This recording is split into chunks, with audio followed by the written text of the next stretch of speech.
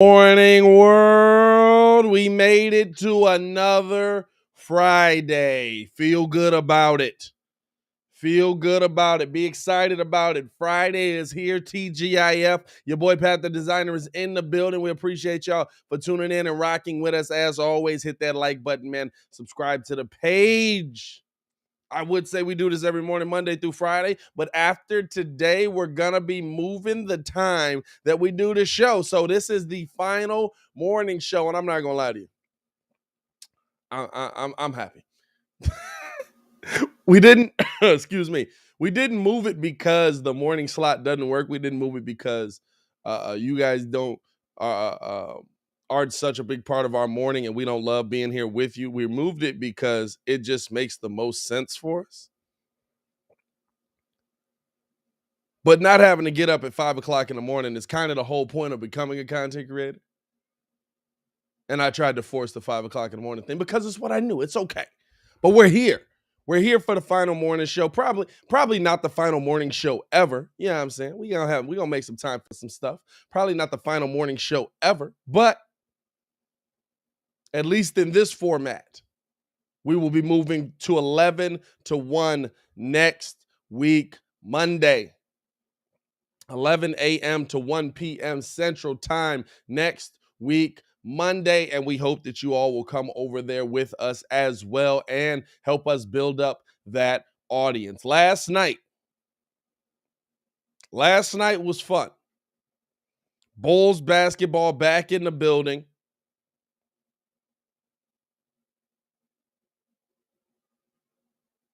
Bulls basketball back in the building.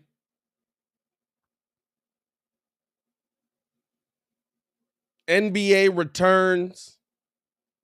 We got content left and right again. You know them days when there's no sports, you're just like, hey man, yeah. So we were talking about some stuff, and then things came up, and then sometimes we have that conversation as well. Also, side note, completely off of sports, but we're gonna get into this as well. Well, let me give y'all the topics. DeMar, again, continuing to break his own record.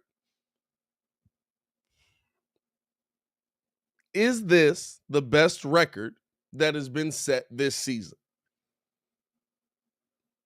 Is this the best record that has been set this season? And also, tonight, James Harden set to make his debut with the Philadelphia 76ers.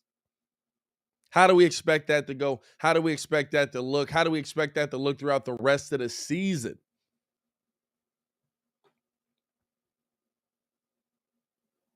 And then we're getting reports now that Zion Williamson, his distance is from a distrust of David Griffin. Now, I understand Zion hasn't played a game. Zion probably shouldn't be throwing stones at anybody, but does Zion Williamson have a point? Does he have a reason to be distrusting of David Griffin? Is his distrust justified? And then an interesting article that I was reading in the LA Times yesterday. Yes, we do get the Times over here. And the only reason I read it is because the headline read, the only option for the Lakers is to trade LeBron James. Says that is the best path to the Lakers' success.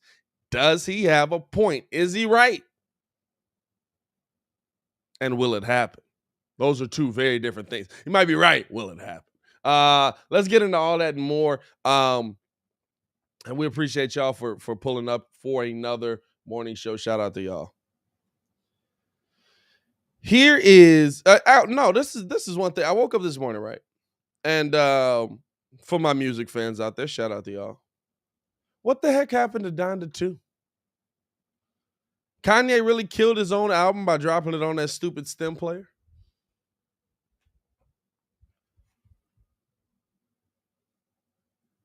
Kanye really killed his own album by dropping it on that stupid stem. I don't know if you're a Kanye fan or not, but that just it was confusing as heck to me. I was like, what the heck happened to Donda 2? I'm supposed to be bumping some Kanye here that was produced by Future, being excited on a Friday, and that was supposed to drop, 2 days ago, 3 days ago, something like that? Like, what the heck happened? How did we miss this?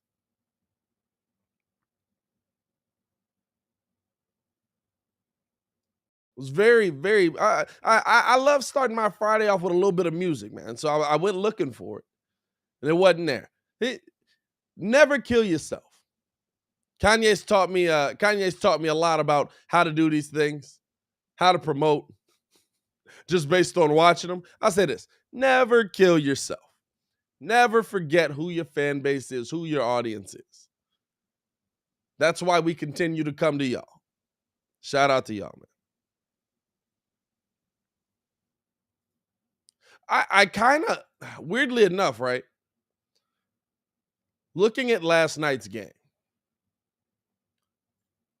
and looking at what the Bulls can be with now adding in the piece that they had,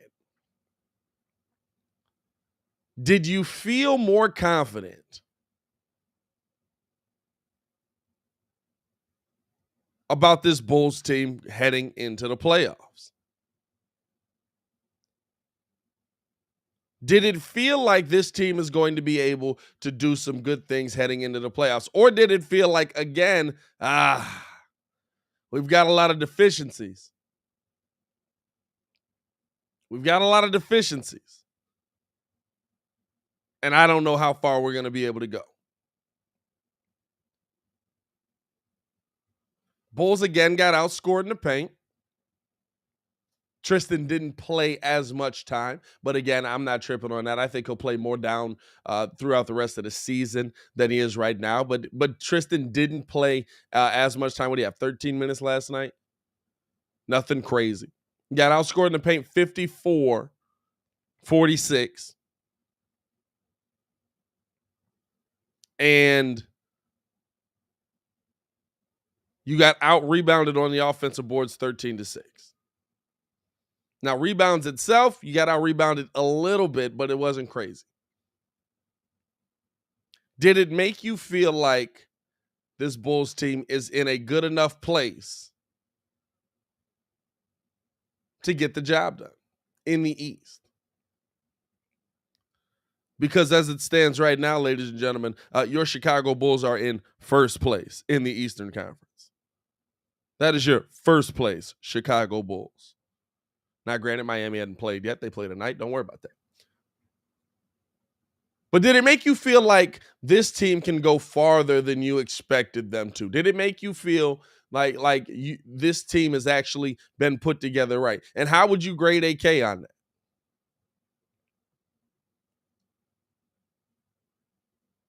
Because when I look at it, when I'm looking at this team, I really feel like this team was put together well before we got to the trade deadline, before we got to any of the buyout market, and then you added in a sliver, a small piece that you needed that's going to help you get the job done.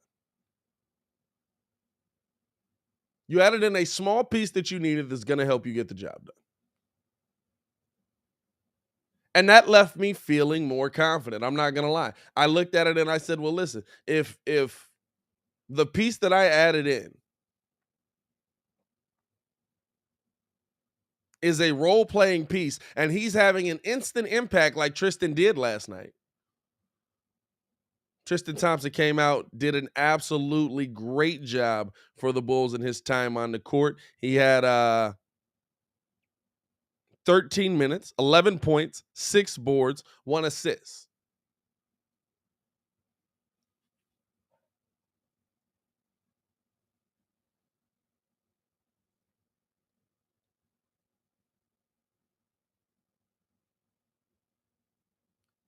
And here's the thing with me, right? To me, excuse me, lost the voice there. Hold on, let me grab that coffee. To me,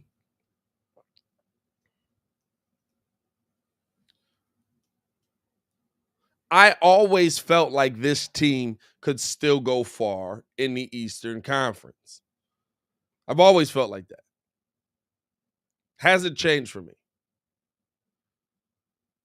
The fact that you added that in is a positive, is a plus, does move you in the right direction.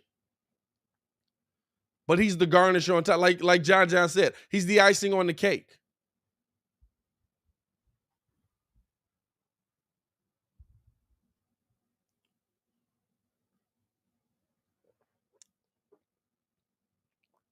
He's another role player that you've added in that becomes the icing on the cake. A cake, by the way, that's still missing quite a few ingredients in Alex Caruso, Lonzo Ball, and Patrick Williams.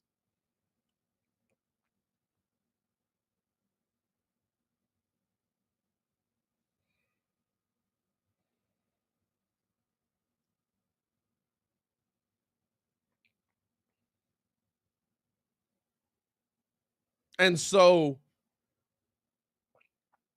looking at where this team is, first place in the East, even through all the doubt, even through everybody saying they won't be able to hold that position, still fighting for first place in the East.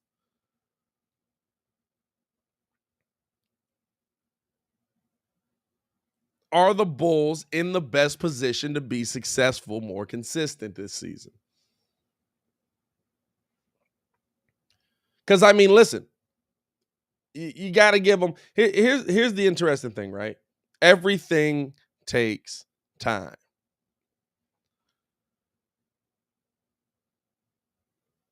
The Brooklyn Nets are still the team I'm worried about. Kyrie Irving is about to be able to play at home, depending on how quickly they lift mandates and things like that. Mask mandates, vaccine mandates, stuff like that.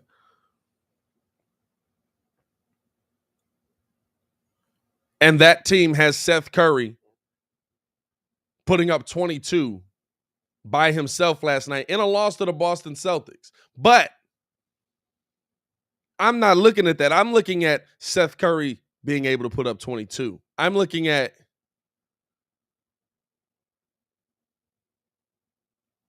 Bruce Brown with 15, 7, and 5.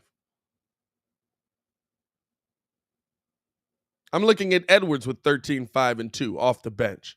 You know what I'm saying? I'm looking at what this team brings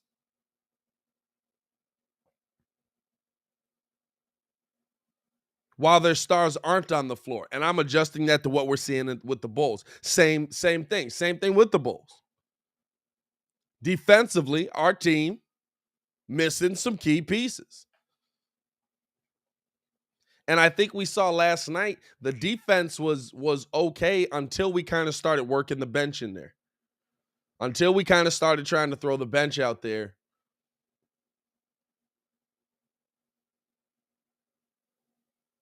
For those longer stretches, and then you started seeing, oh, we gave up 31 points this quarter. We gave up 32 points this quarter.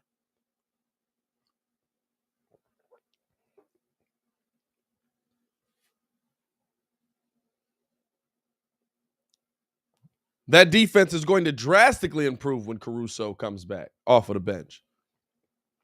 Your starting unit defense is going to drastically improve when Lonzo Ball comes back. And those guys are ramping up. Billy Donovan talked about it yesterday before the Bulls game. He talked about how Patrick Williams had been cleared to dribble with the ball. He was working with the ball. He was not cleared for practice yet, but he's working with the ball, no contact, and no date for return to practice yet, but he's moving in the right direction. Alex Caruso will hopefully be back to do work with the ball late this week or early next week. So Caruso's moving in the right direction, and Lonzo Ball has ramped up his running as of late. So you're getting healthy here. You're getting healthy here. Teams in the East right now, who do you feel the most comfortable about? After all of the moves, after everything we went to, we didn't make a move at the deadline. I know it was some of y'all in here. It's okay. I know it's some of y'all in here. That's okay. We didn't make a move at the deadline. Why wouldn't we trade our assets for a big man? Because AAK wants to keep the assets.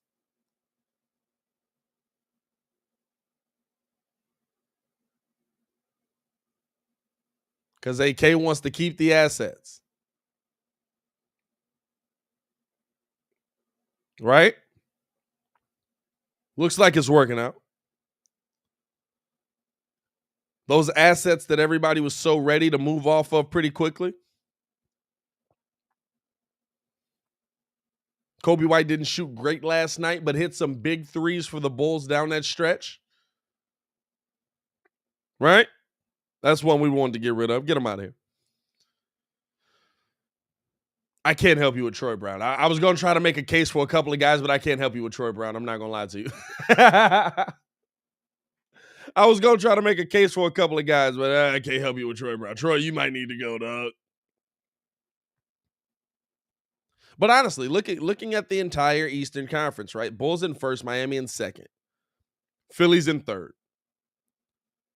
You got Bucks, Cleveland, Boston, Toronto, Brooklyn.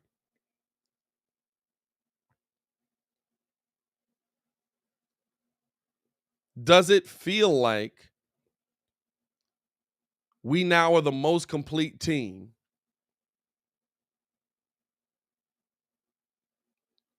in the Eastern Conference at every position? Doesn't mean you're the most talented, right? Doesn't mean you're the most talented, but the most complete. I feel that way about this Bulls team. I feel like the Chicago Bulls are probably the most, because there's no question marks, right? With Brooklyn, there's a ton of question marks, but Kevin Durant. Right? With Brooklyn, there's a ton of question marks.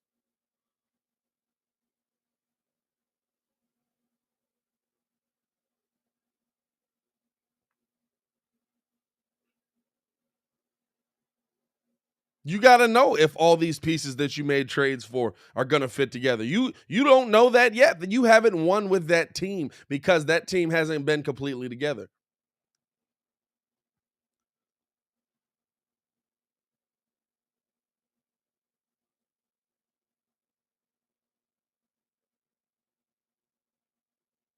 In 4 games down there, though, Andre Drummond's giving you basically a double-double, 9 and 10.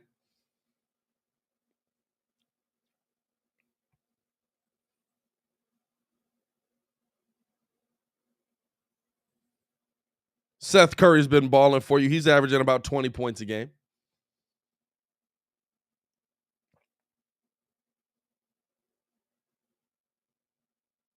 But it still hasn't worked to success. A lot of question marks there. With the Bulls, I have answers. I'm not going to lie to you. Now, with Brooklyn, they can say, we've got the ultimate answer. Spam, Kevin Durant.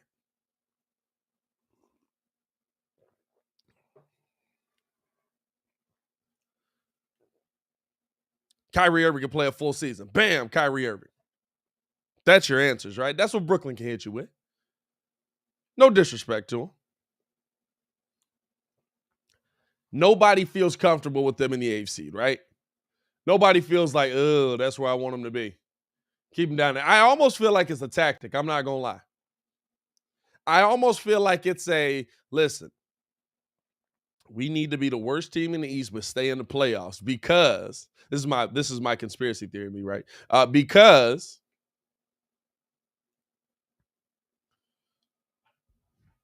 if we don't, Kyrie won't be able to play in most of the games. If we don't, Kyrie won't be able to play in most of the games, and he won't be able to play in closeout games. But if we're on the road, he'll be able to play in closeout games because a closeout game, if it goes to a game 7, is on the road. We'll have Kyrie Irving. Right? That's the one. I feel like there's a little bit of a tactic going on here. I'm not gonna lie.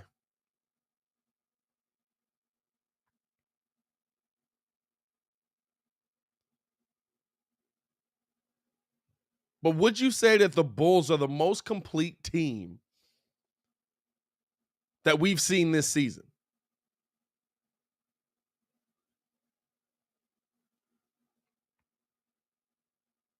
In the Eastern Conference. Got to say that. Because out West, what they got going is ridiculous. You got to say in the Eastern Conference. Because out West, what they got going is ridiculous right now. Philly, Golden State. Come on now. That's some teams. Hey, they pretty complete.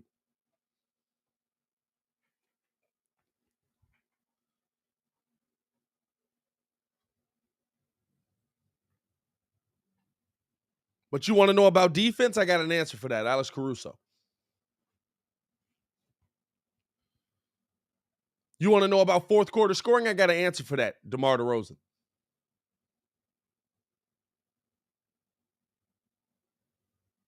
Right? You want to know what question you want to know? You want to know about point guard play? Hey, I got 3 answers for you that have actually been pretty good. Kobe White's been a fairly good point guard this year when he's played the point guard position. He's done a good job facilitating. He's done a good job scoring the ball, of course, and he stepped his game up defensively. Now, it hasn't been, oh my God, clamp down defense, but he stepped his game up defensively. Lonzo Ball's an answer at the point guard position. Oh, and by the way, the rookie is clamping up Trae Young every time he goes up against him. Just in case you were wondering if we had answers at point guard. What's your answer at shooting guard? I don't know. Just a really good one of the better 3-point shooters in the NBA. Just one of the better 3-point shooters in the NBA. That's okay. What's your answer down low? Nah, Vooch, top 5 center. Top five. Tell me how you really feel. Tell me how you really feel.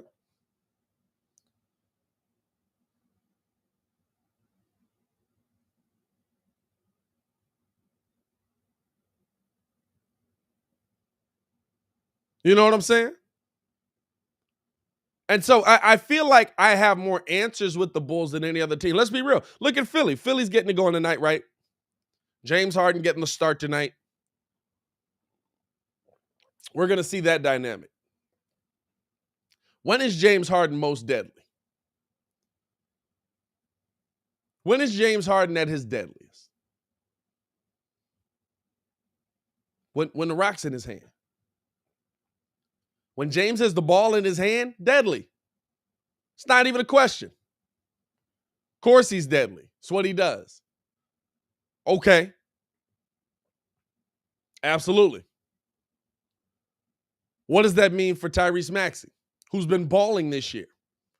Who's been hooping this year? What's that mean for him in this offense? Is he giving Harden the ball? Harden's not going to be a spot-up shooter.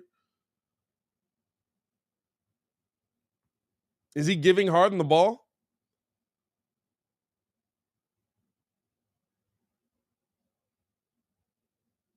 Or is Harden bringing the ball up, playing that point guard position like he's played most of his career?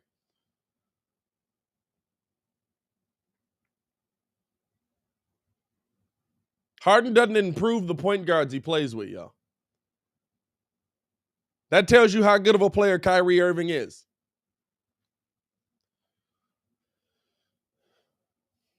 Russell Wilson didn't get better playing next to James Harden. You had Chris Paul in the building and literally did not give him the ball. Your point guard play doesn't improve. So now I feel like you're taking a piece in Tyrese Maxey away. Now I feel like I'm looking at Maxey and I'm like, oh, well, I mean, yeah, no, I agree. You're a really good player, but if we're being honest, how often are you going to touch the ball? If we're being honest, how often are you going to have a ball in your hand? If we're being honest, how often are you going to be a factor, make an impact on this team?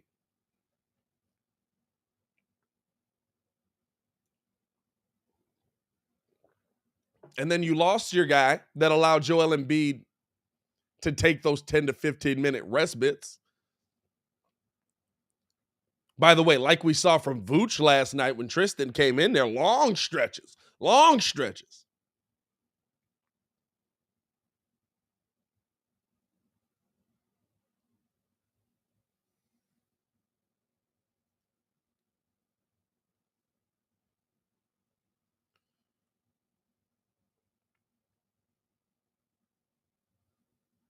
That's the question.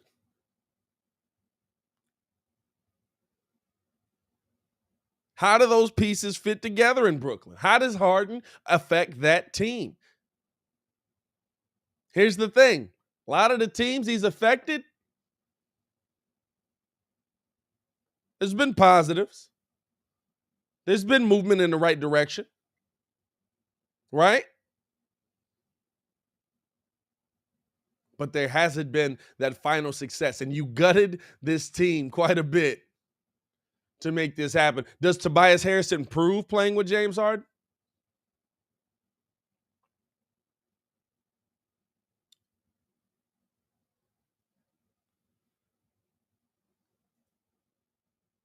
Does Tobias Harris improve with James Harden? Does he? Is he still that big of a player? And here's the thing. He might be. But that's a question mark. The question on the table, are the Bulls the most complete team in the East right now? Well, you don't have those questions.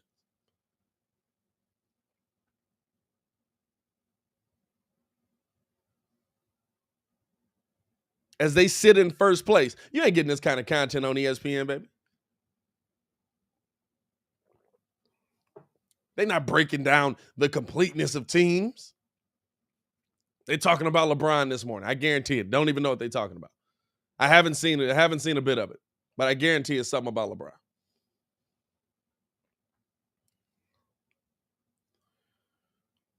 Cleveland, good candidate. Good candidate for being the most complete team, right? Good candidate. Bucks, good candidate. Their biggest question mark is Chris Middleton, and he was a inaugural part of you winning a championship. It's also guard play. I'm not gonna lie. Milwaukee's guard play is subpar. It's like Drew Holiday.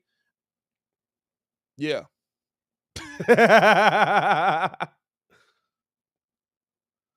Milwaukee's guard play, real subpar.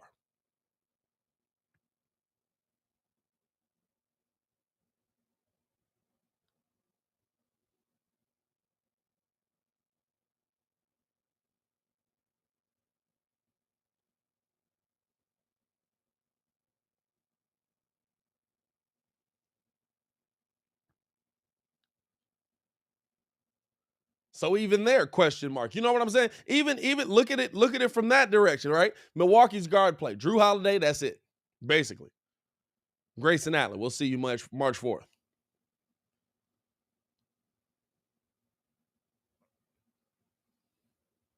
When it comes to guard play for the Bulls, as Kid would say, all we got is guards. Guards everywhere. Guards.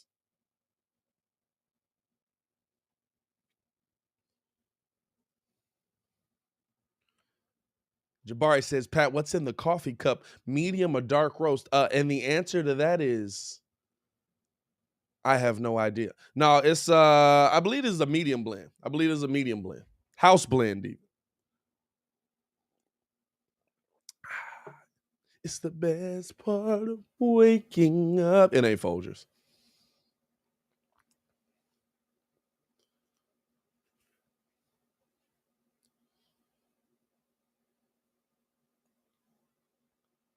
But you feel me? Like it's with this Bulls team versus what Milwaukee has, where Milwaukee has their deficiencies, the Bulls don't.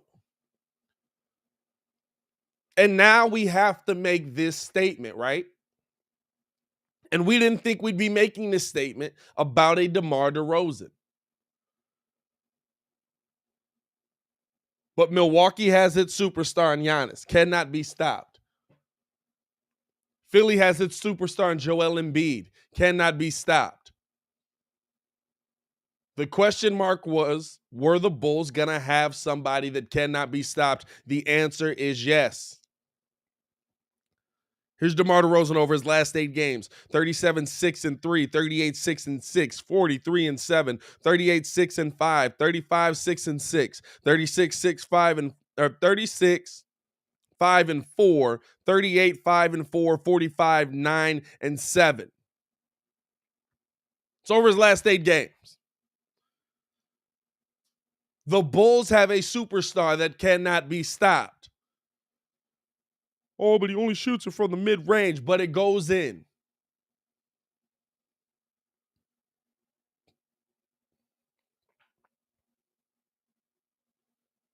By the way, what was he? 2 for 3 from the three-point line last night? Splashing them Johns, you know what I mean? What was DeMar last night from the three-point line? 2 for 3. A little 2 for 3. He can't shoot them. Oh, okay. They was from the corner, straight away, actually, right behind us. Beautiful.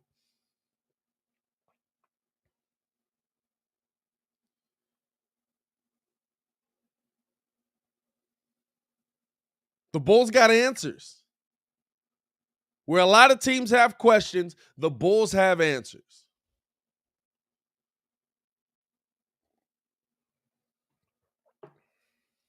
A lot of teams that I would say worry me the most. Right? It doesn't mean the other teams aren't still good. But that thing that everybody was worried about, right? You're always worried about how do you stop Giannis? How do you stop Embiid? How do you stop KD? You don't. You don't. You can't. My holy king, who's going to guard Giannis on the Bulls? Nobody. Who's going to guard Giannis on the Nets? Nobody. Who's going to guard Giannis on Philly? Nobody. Miami's got the best case. PJ Tucker is absolutely the one person that I've seen guard Giannis well consistently.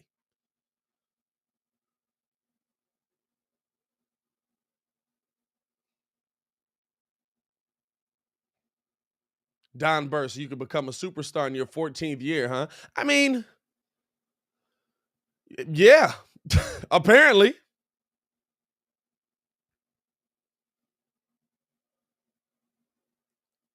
You can't tell me you're looking at what he's doing and tell me he's not on a superstar level right now.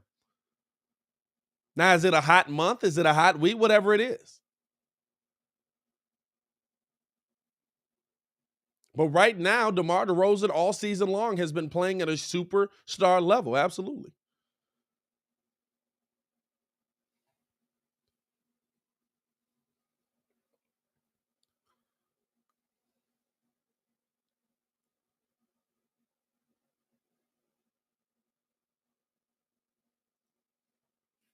That one thing that we thought we didn't have, we have.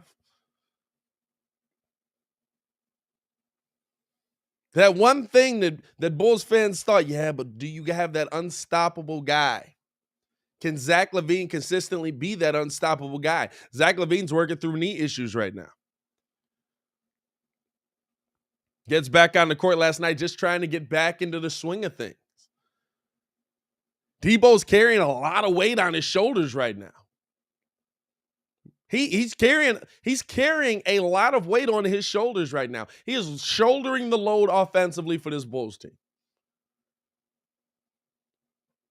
Because Zach LaVine's been dealing with the knee injuries, right?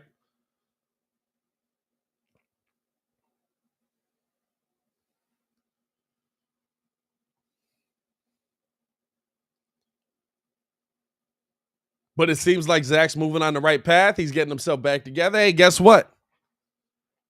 Debo, you don't got to worry about them knee injuries no more. Or you don't got to worry about shouldering the load no more. I'm back. We got answers. Where a lot of teams got questions, we got answers.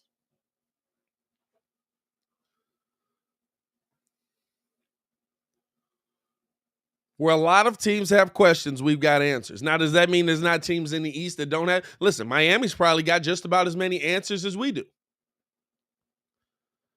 That's the reason they're the second best team in the Eastern Conference.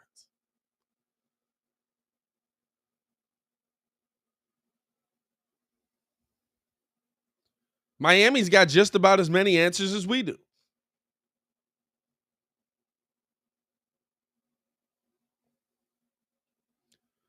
You want to know where their defense is coming from? Just Jimmy Butler, one of the best two-way players in NBA history. That might be a little far. I'm not gonna lie to you. I might have took that a little far. Let me dial that back. One of the best two-way players in the last 20 years. When NBA history, that's a long list of dudes. 90s was nothing but two ways.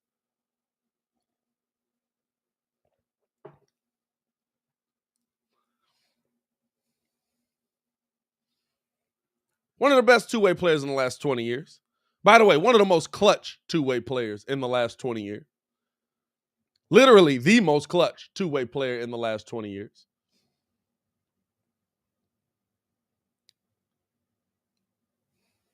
You need offense? Just Duncan Robinson, Tyler Hero. Two of the best shooters.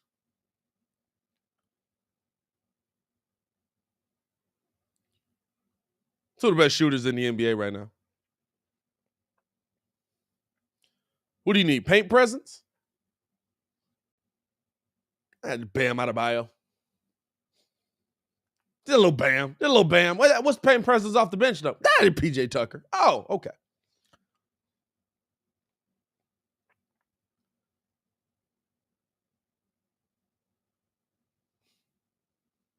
I like how Steve-O tries to trash the clutch moments in the chat.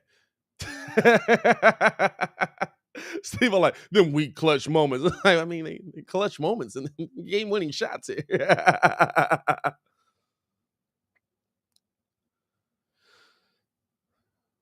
But no, honestly, like looking at the Miami Heat, they've probably got just as many answers as we do. And still missing Oli. What does he bring to the table when he comes back? And he's on his way back, according to what Miami's doctors are saying. He's close to coming back.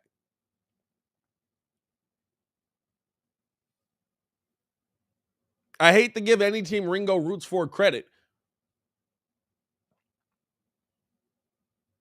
but they're good. There's a reason they're second place in the East, and there's a reason they've beaten us twice.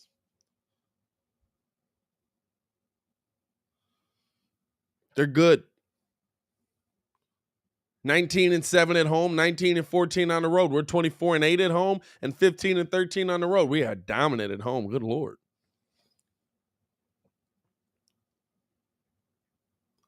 You know, when you see a stat that even you didn't know and you're making your point and you're like, dang, like, hold on now. We have the best home record in the Eastern Conference right now.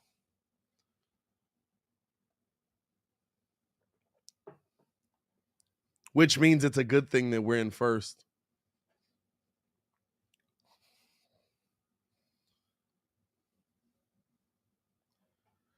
Which means it's a good thing that we're in first.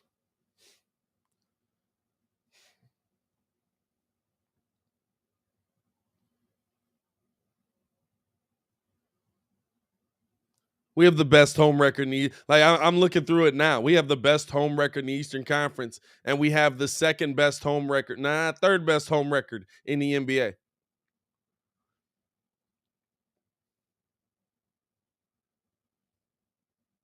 Phoenix 26-5, Golden State 26-6, Bulls 24-8. Hey, I think we're serious. I think we're good.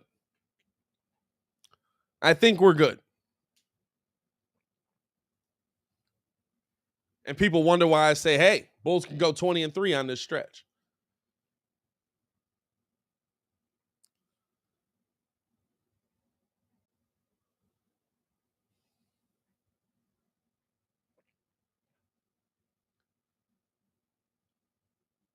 Where a lot of teams have question marks, we've got answers.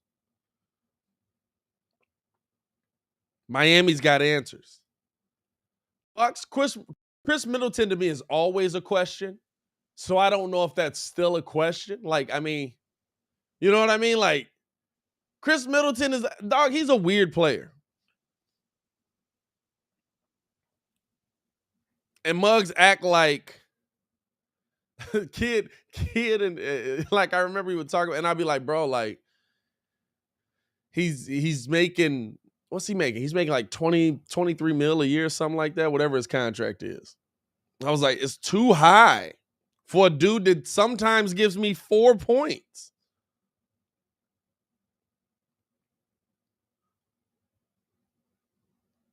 Finals Middleton, hey, look, you get there again, problem. But let's be real.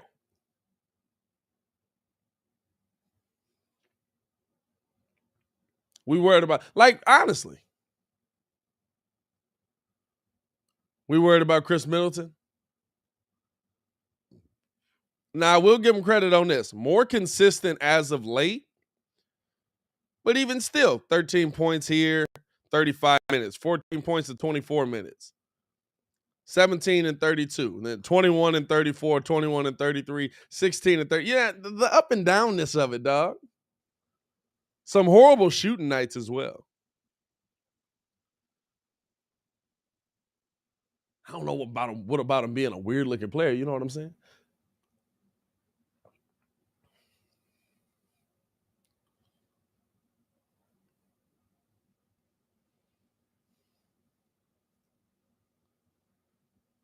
But even with that, is Chris Middleton a question? Like, if you know what a player is, can you adjust to it long term based on what he's done for you? If you know what a player is, can you adjust to it long term if you know what he's done for you? I think that's why I would say Chris Middleton's not really a question for them, because you game plan for Middleton. Hey, listen, he's gonna play good defense. He's gonna be able to get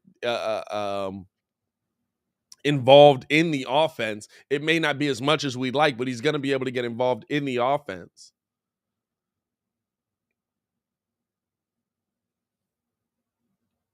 Let's see what he's gonna do tonight.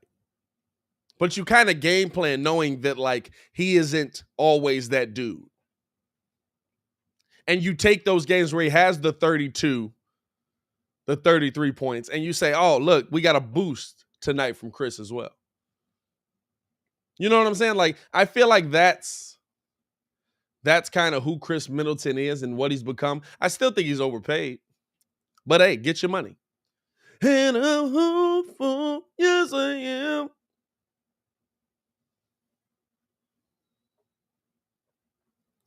I still think he's overpaid. But I don't know if he's a question mark for the Bucks, right? The Bucks' biggest question mark is guard play outside of Drew Holiday. And I don't think they've improved there. Now, they went and they got some more big men. They got Bembry. They went and got Serge Ibaka at the break as well, trying to solidify that 5-hole position. Help out Bobby Portis a little bit down there. Bobby!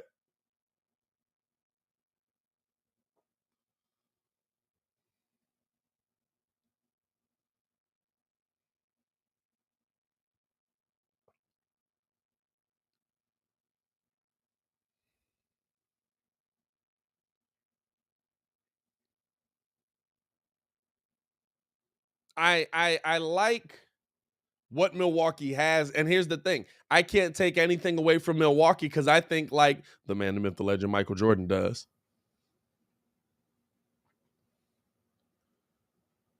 They're the champions till you knock them off. They're the champions until you knock them off. Who's going to beat Giannis?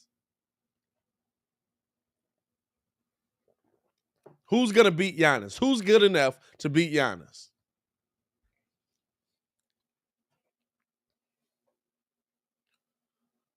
Seven games in a row?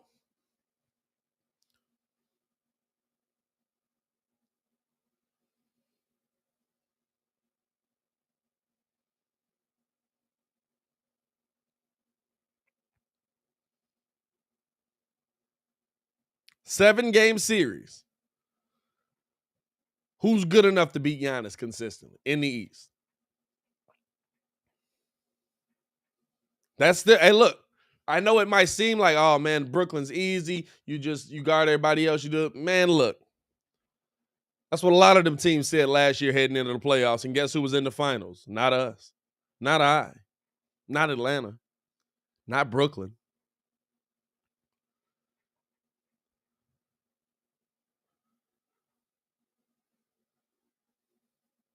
Here's hey, listen, I say this, right?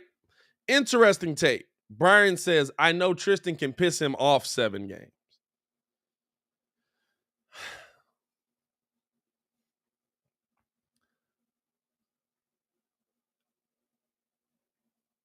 You're in a better position to guard him now with Tristan Thompson on the team And you hope that Pat Will comes back in and kind of splits that time helping guard him?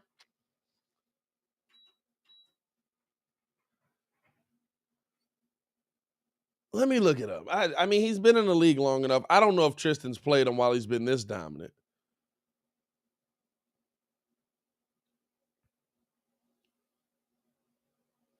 Let me see here. Tristan Thompson versus Giannis Antetokounmpo. Let's look on StatMuse here. Yeah, nah. Yeah, no. Yeah, no. Yeah, no.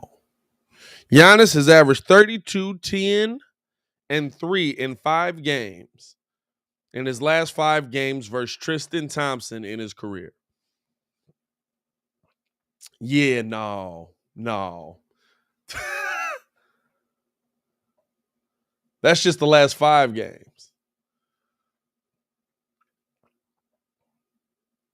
Okay, a little bit less. And now the last 5 is the ones that matter, I guess, because those are the most recent, but a little bit less, right? Giannis has averaged 22, 8, and 4 in 22 games versus Tristan in his career. A little bit less. 22, 8, and 4 is not bad. But it ain't 32.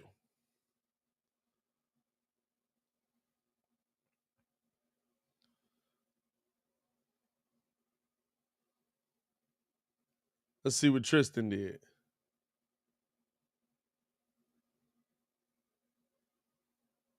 Tristan Thompson has averaged 10, 8, and 1 in 22 games versus Giannis. Okay.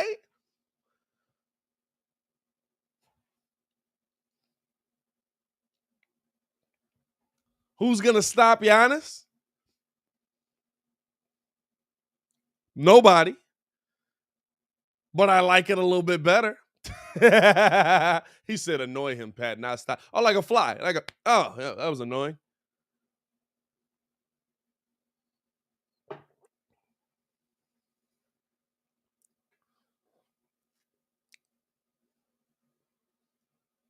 Interesting.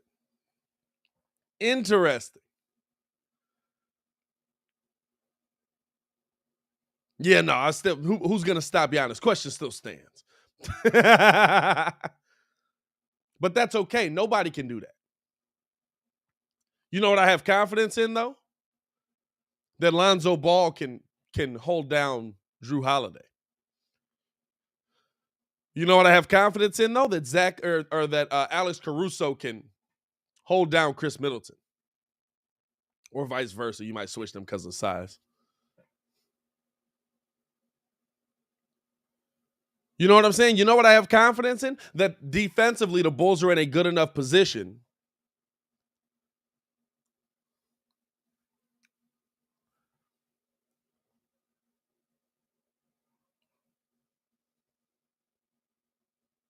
that they can match up well with everyone else on the court when healthy. I haven't even added P. Will into the equation yet.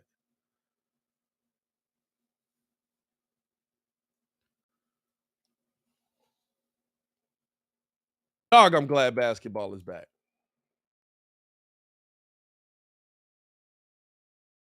I love having the NBA back, dog. I felt like I was going through withdrawals, man. I felt like we were going through withdrawals out here. I felt like there was just, you know, when you feel like on a daily basis, especially like doing this, where we talking it all the time, where we're always breaking stuff down, we're always getting into things. I feel like I literally was just at one point like, man, like I don't have nothing to do today. I've got nothing left. What more do you want from me? I'm bored. But now we back into the mix, man. I'm so glad basketball's back, dog. Also, we let y'all know last night. I don't know if everybody was in there, but we let y'all know last night about the giveaway we're doing. We let y'all know last night about the giveaways we're going to be doing the rest of the season. We want to give back to y'all. We're giving away the TWCB jersey at 13,000 subs. See that right there? You see that? You like that? 13K.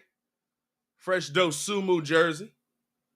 Hasn't been worn. It's brand new. See the tag still on there. You know what I'm saying? Nike, Zenny, all that good stuff. Giving away the Rooks jersey when we get to 13,000 subs. And we're going to have a way to do it that is going to not allow mugs to just, I'm just going to sign up with the Breeze right now. And then when we get there, we'll unsubscribe or we just won't pay attention anymore. We're not doing that. We want to build this family out. We want to grow this thing. And I will say this, right? As a Bulls fan, not to say that this jersey is weak by any means, but that is the least cool of the three jerseys we're going to be giving away the rest of this season. Or four jerseys, I should say. We're going to be giving away the rest of this season. It's just the basic jersey, IO jersey. You know what I'm saying? Dry fit. Shout out to him. But we need you guys' help, right? So this is what we need. If you guys, when we go live, could share the live to your social medias. If y'all can follow us on social media as well. Y'all see my Twitter here. You know what I'm saying? Right. Ooh, right there. Y'all can tweet me at Pat the Designer or the WC Breeze. But wherever you've got Twitter, Instagram, wherever it is, if y'all could tweet us or just share the video, share the content so that we can get a more widespread, get a bigger audience in here. Share it if you in Bulls groups, if you're in all that stuff, dog. Share that mug up. Because word of mouth is how this stuff grows. Y'all rocking with us and telling people that y'all rock with us is going to make them want to rock with us because y'all dope people.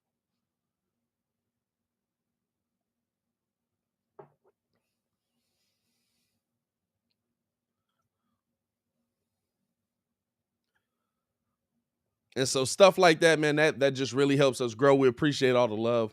And when we get to 13,000, we're going to do a giveaway.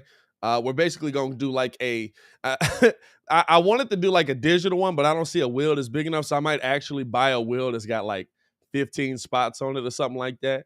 We'll put everybody's name into a hopper, put it on a roll, on a wheel, put everybody's name on the wheel, spin that mug. Whoever's name it lands on wins the jersey. How we're going to figure it out. We're going to do some trivia. We're going to start doing trivia till we get to 13K. We're going to make this competitive. You got to know your stuff. You answer the question right, boom. As we start getting closer to 13K, maybe about 12.5, we'll start doing the trivia. But we want to give back to you. We're also going to be doing gift cards. We're also going to be doing a ton of stuff. But we want to give back to y'all because you guys support us. So shout out to y'all, man. Honestly.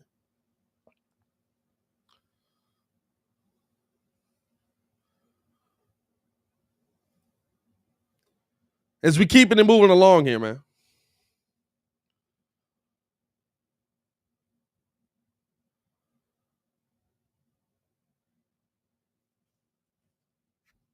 Other question that I looked at. With Harden expecting to make his debut tonight, what do we expect?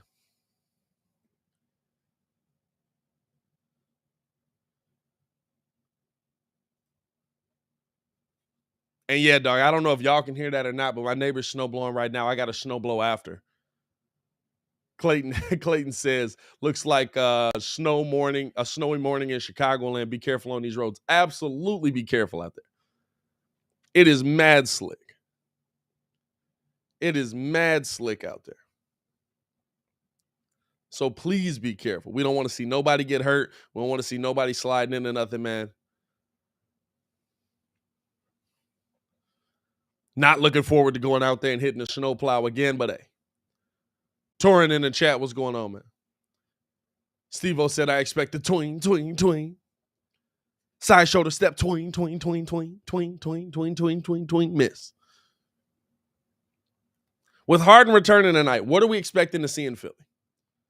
Me personally, I think that is going to take the longest for things to gel. I might be wrong. But I think that was the most drastic change that a team went through.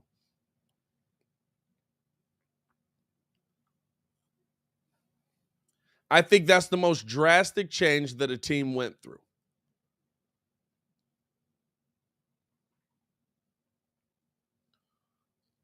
I think that they literally swapped out key pieces to what they did and their style of play. Not to say that they swapped out major pieces. I don't think you swapped out major pieces, but you swapped out a rebounder that literally is the reason that Joel Embiid was able to sit on the bench for those long stretches. You don't really have that anymore.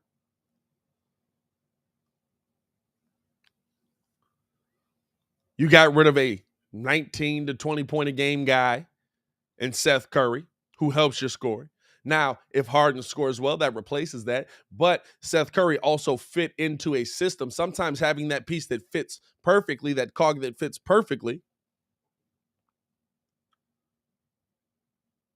is better than having one that is the bigger cog in the machine. I said cog.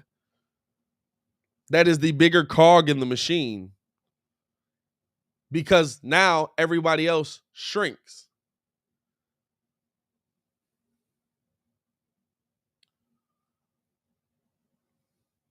Philly playing the Timberwolves last night. Timberwolves coming off of a back-to-back. They played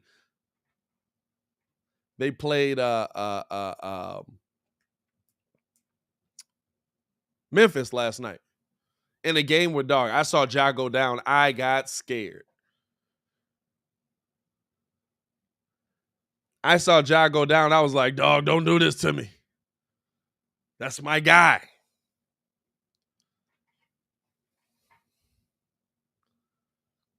I'll say this. Game's interesting enough, right? I'm going to set a FanDuel lineup tonight.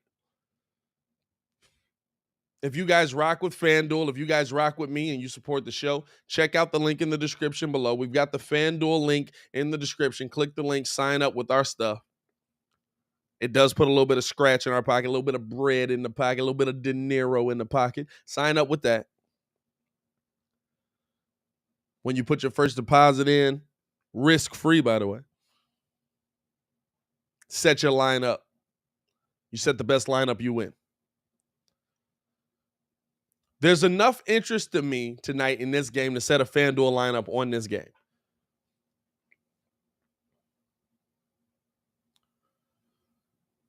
But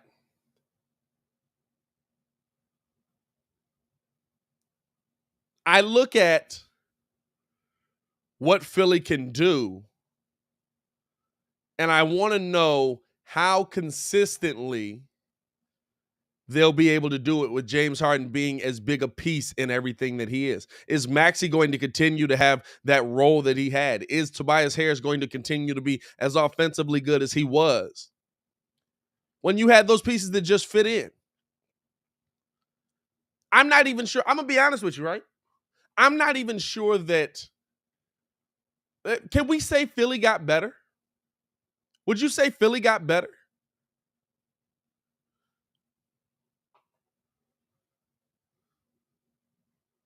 I don't know if I would. FanDuel question here. Should I play Kyle Lowry or D'Angelo Russell?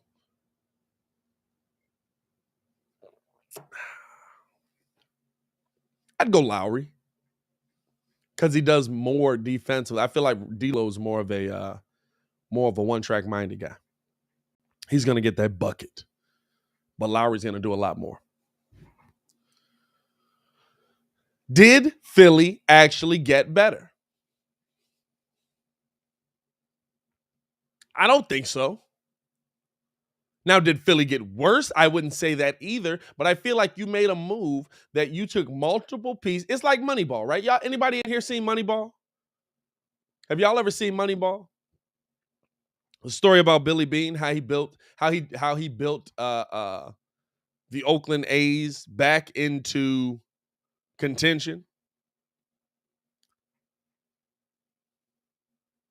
after losing Jason Giambi.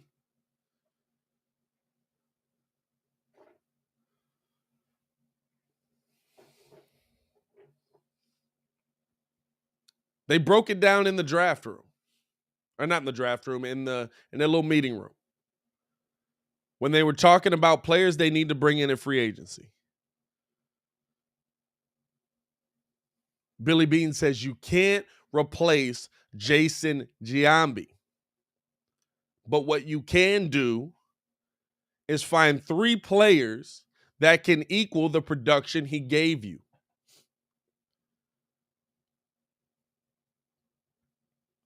So when I'm looking at the production that James Harden is going to give, you essentially traded Drummond and Seth Curry. 2 players that, if I'm looking at production, actually equal more production on a consistent basis than what James Harden is going to give me night in, night out. Actually equal more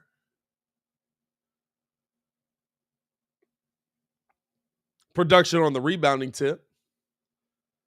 Probably similar production defensively. Neither guy crazy defender. Robert Diaz, shout out to you. Why do I want him? He can get on base.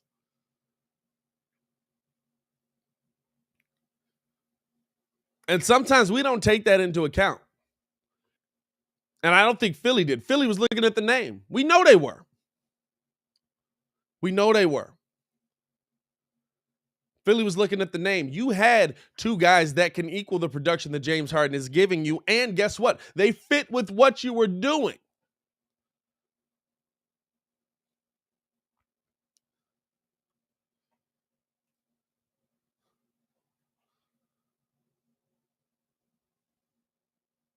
And so to me, you've got to ask, did Philly really get better?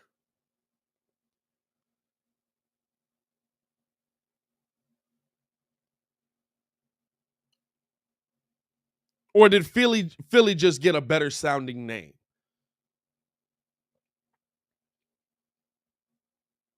Philly is still the same threat that they were to me when we played them before the trade deadline.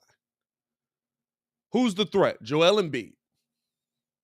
Who was your second threat? Tobias Harris. Now that second threat is James Harden. Does that make Tobias Harris better, or does that mean he doesn't have the ball in his hands as much?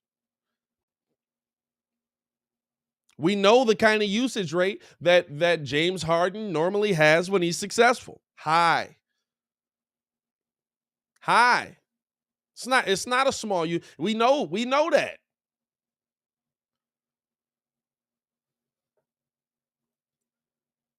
We know the kind of usage rate for James Harden to be successful that he normally has.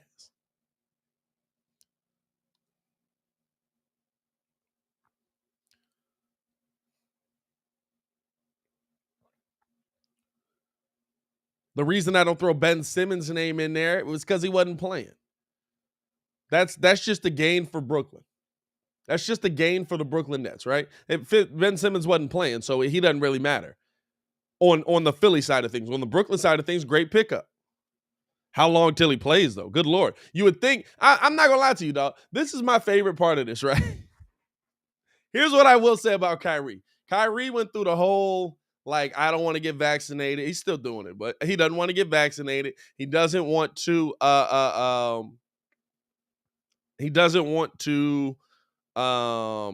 what he has to do so he can play at home. But at a minimum, when they called and said, Kyrie, you ready to play? Kyrie came, practiced twice, ended up catching COVID, and then right after COVID came back and played. Kyrie, I give you credit for that. I'll give you credit for that. Kyrie said, I'm ready, don't worry about me, and he was. Ben Simmons ain't did nothing all year Apparently, he's been working the entire time on his game, and you still ain't ready to hit the court.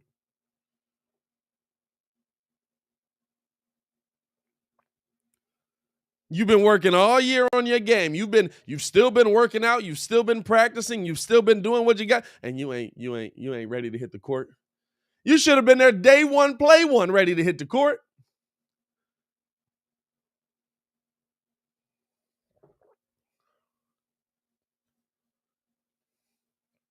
You should have been there day one, play one, ready to hit the court. What are we waiting for with you? Oh, he's ramping himself up. Ramping himself up? What's he been doing? Come on, dog. Hey, at least when they called Kyrie was like, I'm on my way. You want me to catch the 405 or how I'm getting there? What's going on?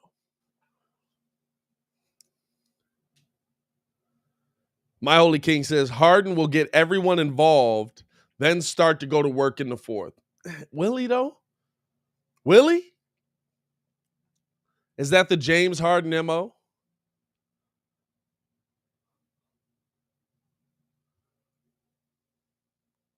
Is that the James Harden MO? Or is Harden going to dominate the ball, try to do what he can to get the offense going himself? What was he when he was successful? When he was MVP Harden, when he was one of the best players in the NBA,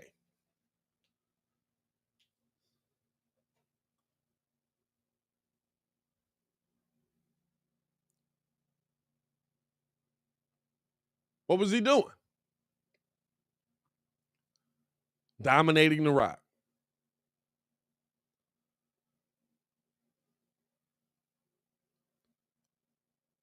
And when we're talking about the assists that he was getting, pick and roll with Capella. Hate to tell you this. Joel Embiid ain't running pick and roll with you. He'll pick and pop guy. He got to knock that shot down. You're not just finna be. I don't think they're going. I don't think Harden comes in here just throwing oops to Joel Embiid. You know what I'm saying? Now maybe I'm wrong. Maybe that's what it is. Nasty pick and roll combo. Harden ooping that thing up. Maybe I'm wrong, but I don't think that Harden comes in here running pick and roll with Joel Embiid getting 15 assists. Even when he was in Houston, or even when he was in Brooklyn, that was his game plan. He wasn't just out here dotting mugs up left and right. Pick and roll. Let's go. And get this thing to Kevin Durant.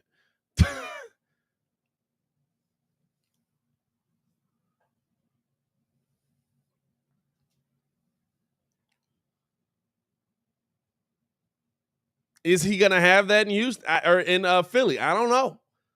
I don't think so.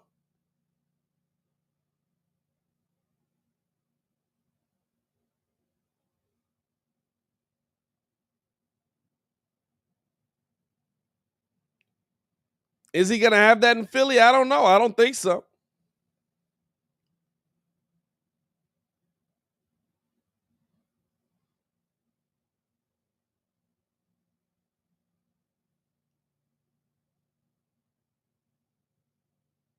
Torrance says he's well rested. Yeah, you ain't gonna lie. You ain't lying.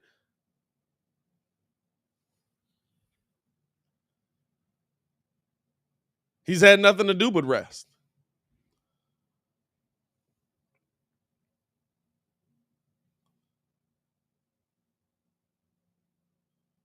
How do we think that dynamic's gonna work down in Philly?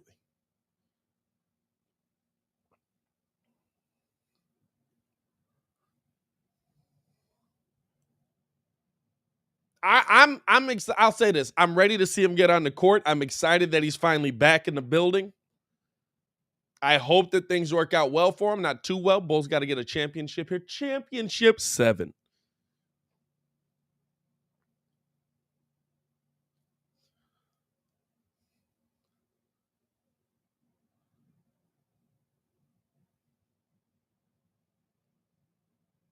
But it's going to be interesting to see, right? It's going to be interesting to see how that dynamic comes together. And I'm not losing my mind over one night.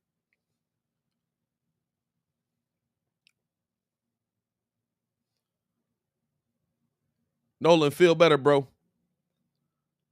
See you in the chat, man. Shout out to you for pulling up, my guy.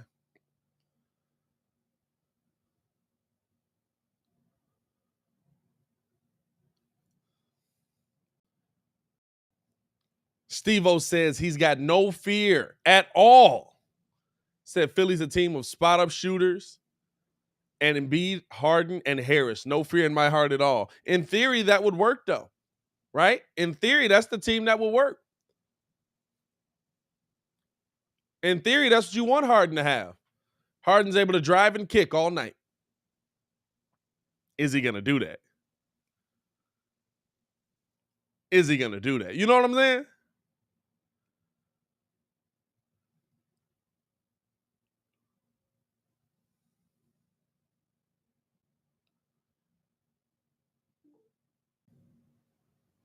That's the question mark.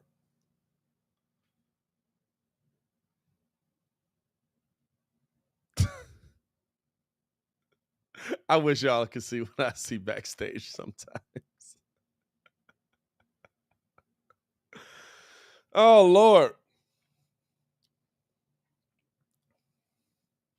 Steve-O says, to me, adding James made Philly easier to game plan on a defensive side. Here's the thing, right? You still got to stop James if your game plan is easier. So that doesn't make it easier. It depends on which Harden you get.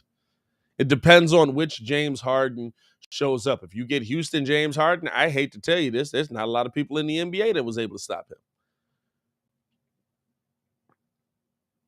So does it make it easier to game plan? Yeah. Focus on James. Does that mean you're going to stop him? Does that mean you have the defenders to stop him? Does that mean that you're going to slow him down? It doesn't. It doesn't mean that. It doesn't mean you have the team that's going to just step in there and clamp up James Harden, because there's not a lot of people that have. Now, if you get what we saw in Brooklyn this year with James Harden, different story. This year, what we saw in Brooklyn, I absolutely felt like Alex Caruso could have handled James Harden, and we win that game, and it's not in a blowout fashion the way that it was, because James Harden doesn't snap off for 25. And that's a huge question. That's why I said, what do we expect from James tonight in Philly? What do we expect tonight from James tonight in Philly? Robert Diaz says Houston James Harden played zero defense. That's not true either. That was the narrative they put out there, and that, like, his first 2 years, that was very true. But then as you started looking at it, it was like, oh, no, actually, like, James Harden is stealing the ball a lot. James Harden is actually playing good interior defense there.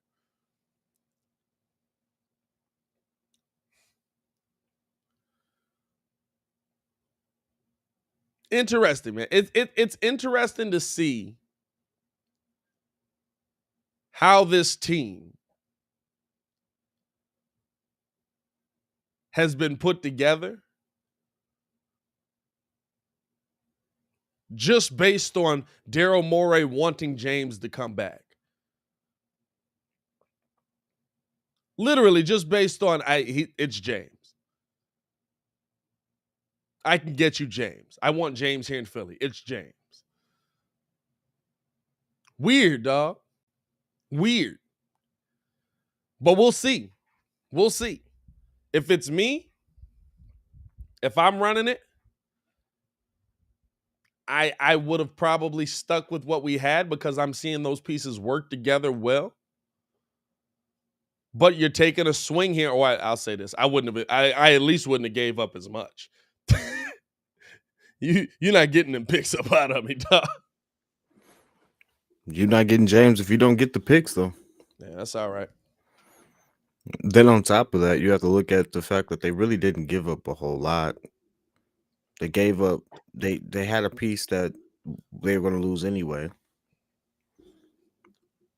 They gave up Seth Curry, Andre Drummond, and 2 picks for James Harden. Sounds like a fair trade to me. But you didn't gain anything. They got James Harden. And you gave up 2 picks. Yeah, you gained a nice name. The production that Seth Curry and Andre Drummond do on the floor together gave you more than what you've given up with James Harden. Dang, Well, you tequila this literally early? got the same scoring with James that you would have got with Seth. You got a better playmaker, or at least a more confident one at this stage. You solved your point guard issue. You didn't have a Therese point guard Maxey issue. you had a point guard, but like you definitively solved. You have your all-star combo guard who can get you a triple-double. I mean, James Harden, when he decided to really play with the Nets, still dropped like 36, 10, and 10. And like, it's still 10 boards that if Andre Drummond is averaging you 5 off the bench, James makes up for it.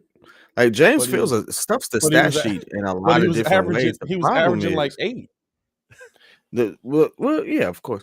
But here's the thing: James fills the stat sheet in a way that nobody on that team does. Plus, they still kept Tobias Harris, they still kept Thibault, they still kept Maxey. Obviously, they have Embiid. They got an aging Paul. Paul Millsap is there. Maybe they should have made other moves in a buyout market. I don't know exactly what Philly's situation is as far as the depth on the center's position is. Like, we needed another center behind Vooch. Yeah. We got Tristan Thompson. That he would have probably been a really nice pickup for Philly, and that we'd be having a different conversation. Like, they're just one piece away from just shoring up a critical spot. But outside of that, I think it's a win. I look at it as a win-win. I look at it as even if you consider what the Nets paid for James, like it's one thing to say, oh, they paid too much for him now. Look at what the Nets did. Yeah. Look at who they gave up to get Well, James. I just look at it as you basically like Seth Curry 19 points a game. Andre Drummond 9, 10 points a game, 10 boards easily. You Ben Simmons isn't a factor in any of that, but you traded 3 pieces that kind of just fit well with what was already happening with Maxey there, with Maxey growing into his role, with Tobias there, with Embiid there, that puts you in a good position. You traded those 3 those 2 pieces to get in James Harden, who's going to bring you similar production. And from a playmaking standpoint, yeah, James is a great playmaker, but James is going to dominate the ball, and Maxey's not a spot up shooter. So We'll see. James didn't if dominate the ball with the Nets. no, but when It was James kind of clear he didn't when even want to be there, to be honest with you. but when James was at his best, he dominated the ball. So I'm assuming you want James Harden from Houston, not James Harden from Brooklyn. Like, if you want James Harden from Brooklyn, you should have kept the dudes you had because you were getting James better Harden production in out of those those 2. 13 games they all played, and they won 16 games they all played, they won 13. They won 13 of them. Was a really good James Harden. Yeah, but he was a James 24 Harden. points, 9 rebounds, 11 assists. Yeah. Right. And so I say this. Has James Harden had some very questionable last season and a half? Yes, he has. But I think we need to. Season and a We need half. yeah, I mean, it's only been 16 months. It was a season and a half. I'm going back to James Harden whole time in Houston. You had Chris Paul on the team and didn't give him the ball. lot of question marks around James Harden. I think that's a maturity thing, and then ran him out the city. I think that's a maturity thing. But I think at this point, it was probably good for him to go to a team where he knows he's not the first option. Does he? You're not the first or second option against KD and Kyrie. You're not the first option on Philly. There's no identity crisis here. Like, he's walking into a situation where it's Embiid's team. You need to get me the ball. Here's the thing. Does he know that? You just gave up a ransom for him. Yeah, he knows it. You literally the in James Harden's mind. If I'm James Harden, I'm like, fam, you literally just gave Brooklyn the team that they gave up to get me to get me. Then on top of that, we have to consider the fact that he was dealing with a very nagging hamstring issue, which reduced a lot of his mobility. Is that Um, gone? Hamstring don't never really heal. I didn't. Mud's got to like if you pulled a hamstring and you're playing. First, I can't even imagine doing it with an NBA season. Like when you consistently playing games, like that's not a week and a half injury. Like you need to be sitting down for 3-4 weeks you're right. But, for that to 100% the heal. whole point is there's a lot to pick at, but Yeah, if you remove your emotion from it and you realize that, hey, if, and this is the biggest if James can buy into the fact that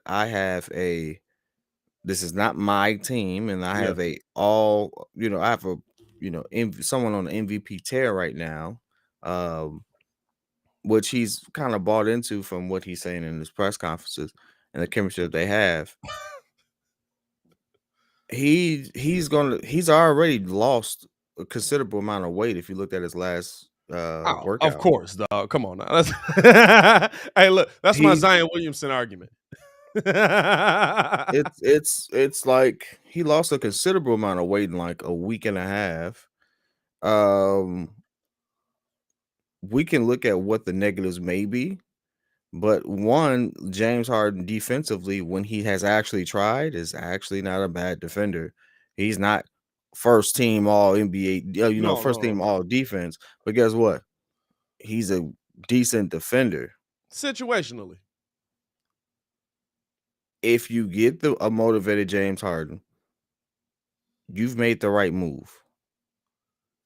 how do we You've know we're made the getting right that though? move. And again, the Nets paid a king's ransom for him. They had to get one back. Someone had to bite the bullet. When you really look at it, the Nets GM really recovered from a really bad situation because he gave up two people who are now his competitors in his conference. Oh, I agree. I Jared agree. Allen is on the Cavs balling.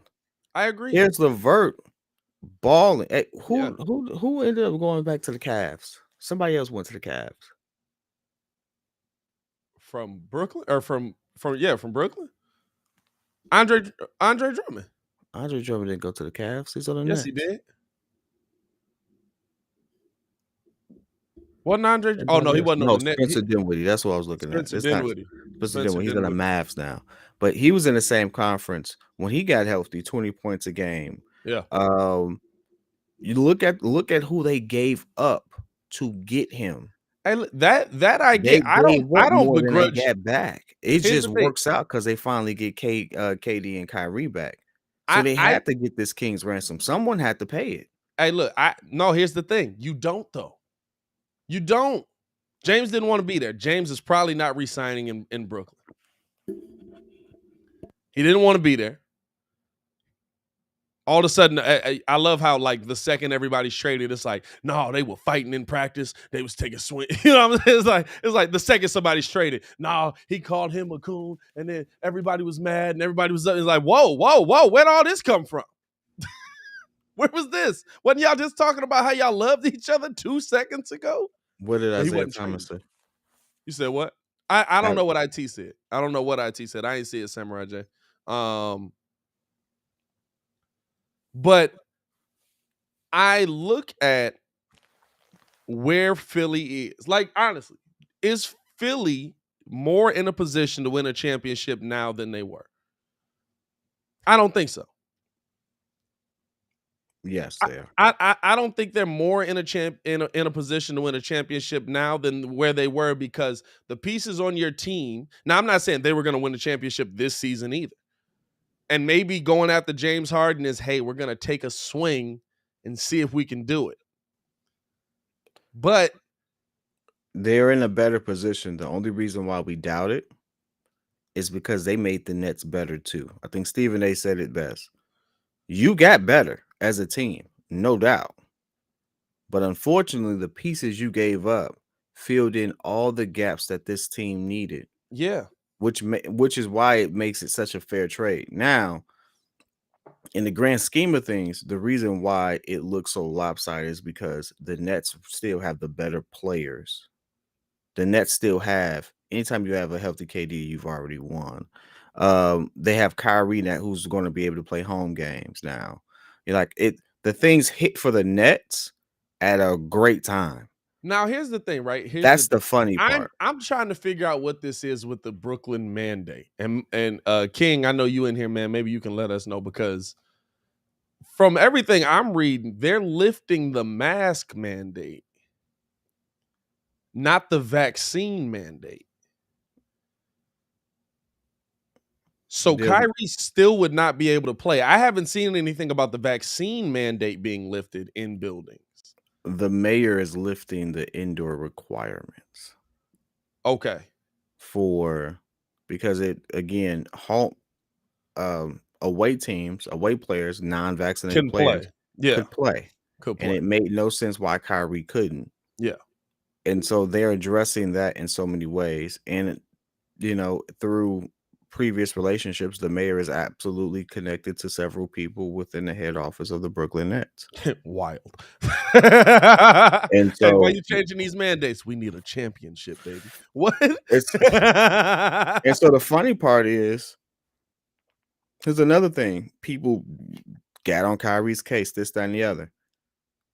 But Kyrie says from the first, it makes no sense.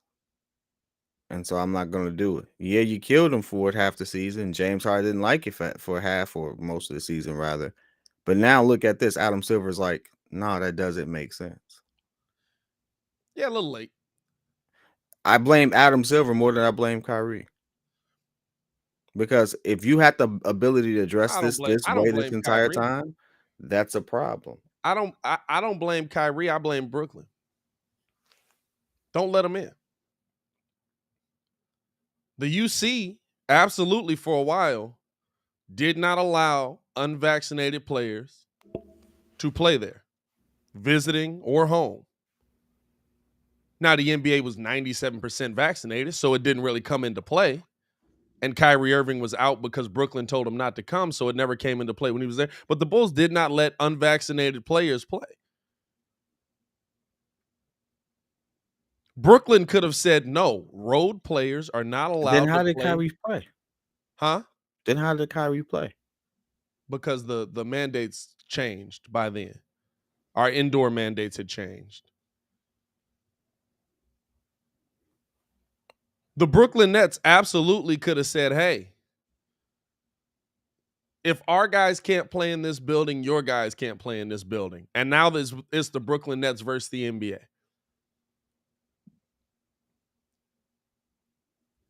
As much as I do agree on a lot of stuff that Adam Silver has dropped the ball, Brooklyn has handled this horribly. Yep. Brooklyn's ownership has handled this horribly.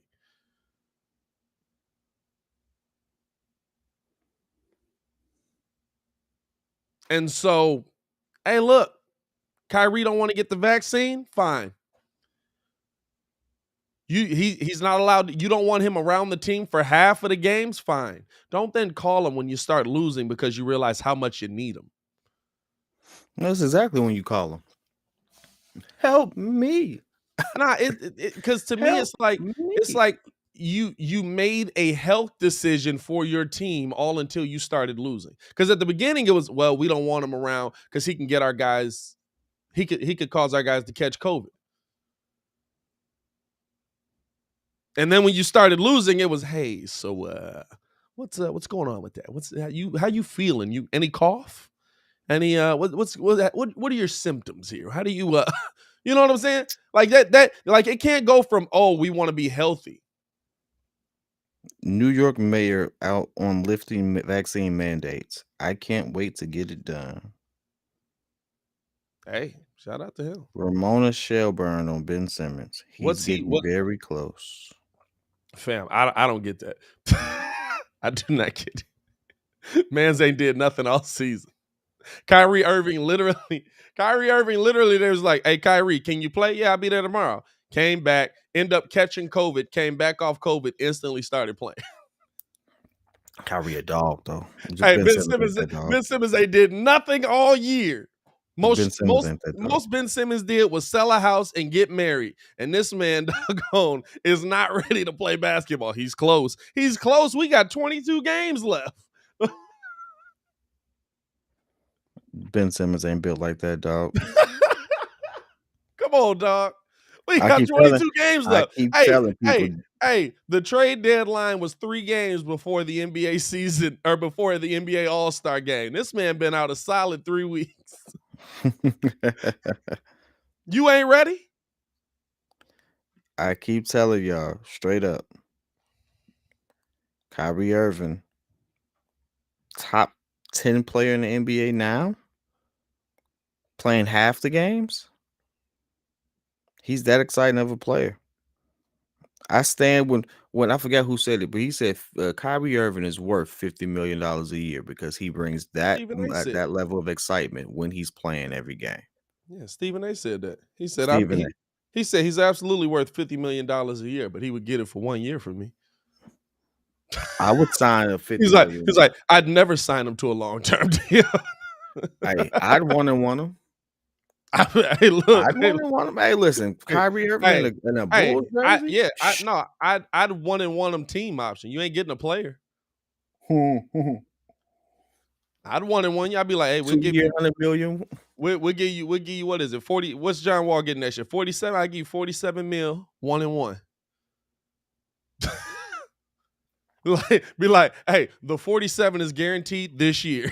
Hey, that's what about next year? I'll talk to you when we get there. That's still a nice contract. I don't care. No, but he is, man. Hey, I'm a huge Kyrie Irving fan. I'm happy to see this come full circle.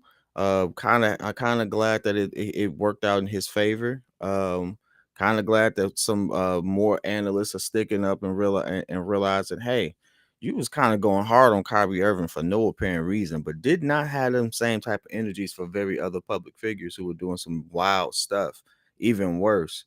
Like Kyrie has not been a distraction to the team. Apparently, he's been very communicative. He's also said, "Hey, I'm willing to do this. I've showed up. I've stayed in shape. I've stayed ready. This, that, and the other. He's done all the right things. So now, hey, there's distraction of James Harden. Distraction of James Harden. So now that he's here and he's going to get ready to play, here's what I don't want.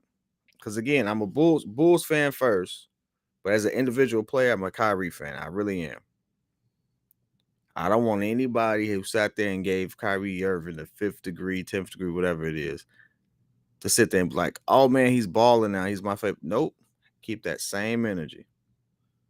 Hey, listen, I still got the same energy with Kyrie. Do you want to play ball or not? If you want to play ball, play ball.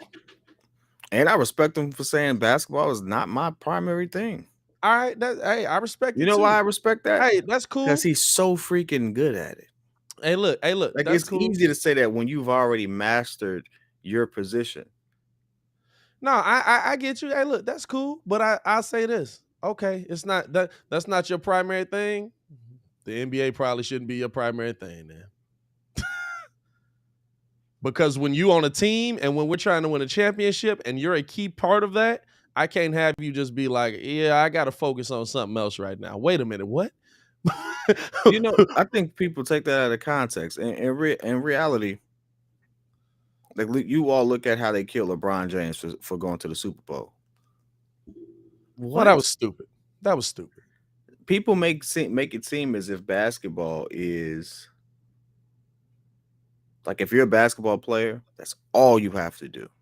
But when you're already at the top of your game and you're already one of the most unguardable people in history, him saying, hey, listen, I have a life outside of this. Like, leave me alone. I respect it. No, that's like, cool. That's cool. I'm you can have a life outside most of this. Skilled at my position. Hey, I'm cool with you having a life outside of this, but not between the times of 7 to 10 on game day.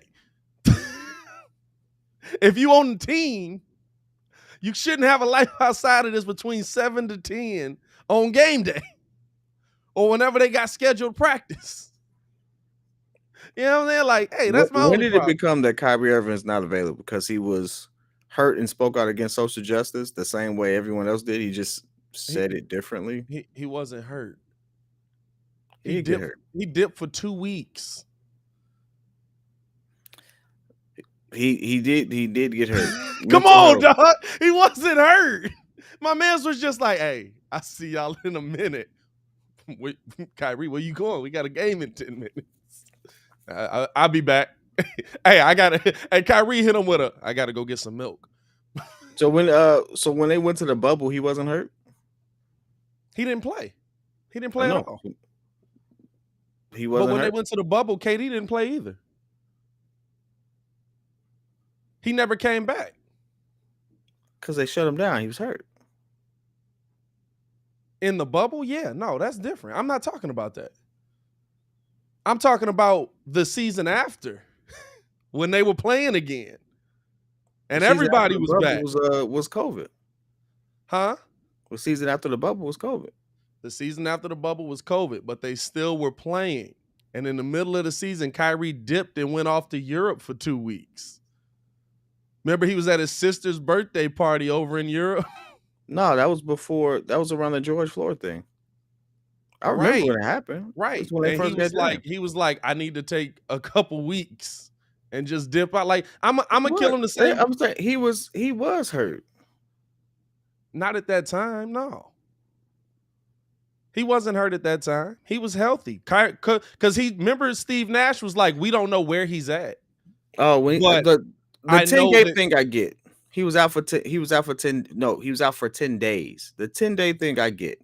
Yeah. I can give you that. But everything else, I think this season is on the net. Hey, listen, hey, Kid back in. It's Kid favorite player. Kid back in. 2 weeks ago, Kid was like, I just don't get it. I don't understand what he's standing on anymore. I just hope that. And now that Adam Silver to come out, he's like, I'm back, baby. I'm back on the train. Hey, don't call it a comeback. I don't care what you say. Hey, listen, I control my own narrative. You ain't gonna control mine. Hey, listen, but you know what? When Kyrie's on the court, Kyrie's amazing. The problem is Kyrie.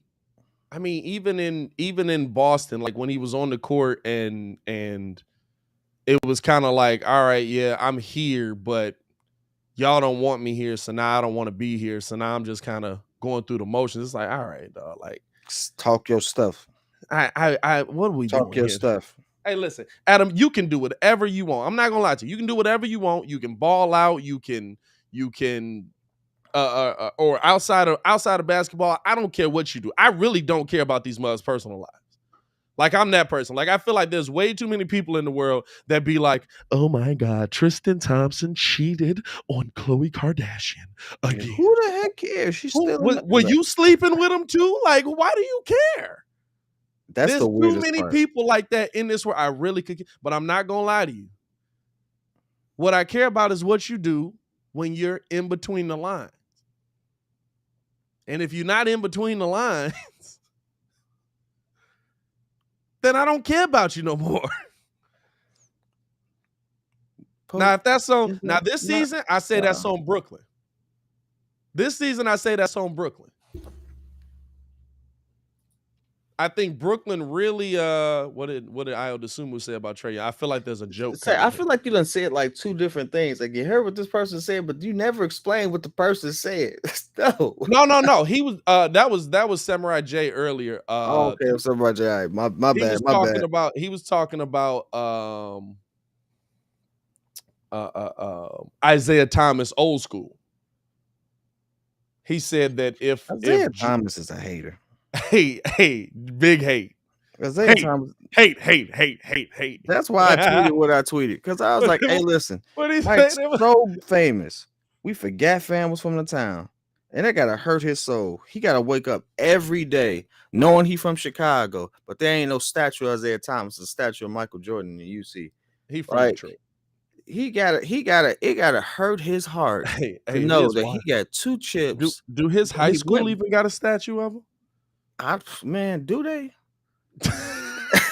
Did they put a Hey, Bulls hey, jersey on hey, it? listen, he's absolutely done enough for his high school to have a statue of him. Don't Doc got a statue? It's a couple mugs with statues, but this dude, Don't Doc got a statue at Proviso? uh, does he? I'm trying to think last time I hooped there. It's been a minute. I Now, know mind there's you, he might have a little shrine there. So what he's I need got the Isaiah shrine. Thomas I to know he's do, got the shrine. what I need Isaiah Thomas to do is he needs to go ahead, take his trip down to that high school, whatever the heck it was.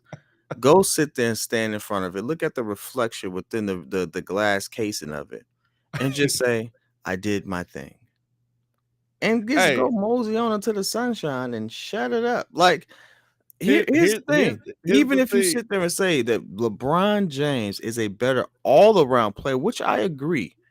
I agree that LeBron James is a better all-around player, mainly because LeBron James is, I don't know, 35 pounds heavier, I 3 mean, to 4 inches taller, I mean, plays a different position, which occupies a different space on the court than Mike. I mean, there's a lot of different which part things. which part is he better at though?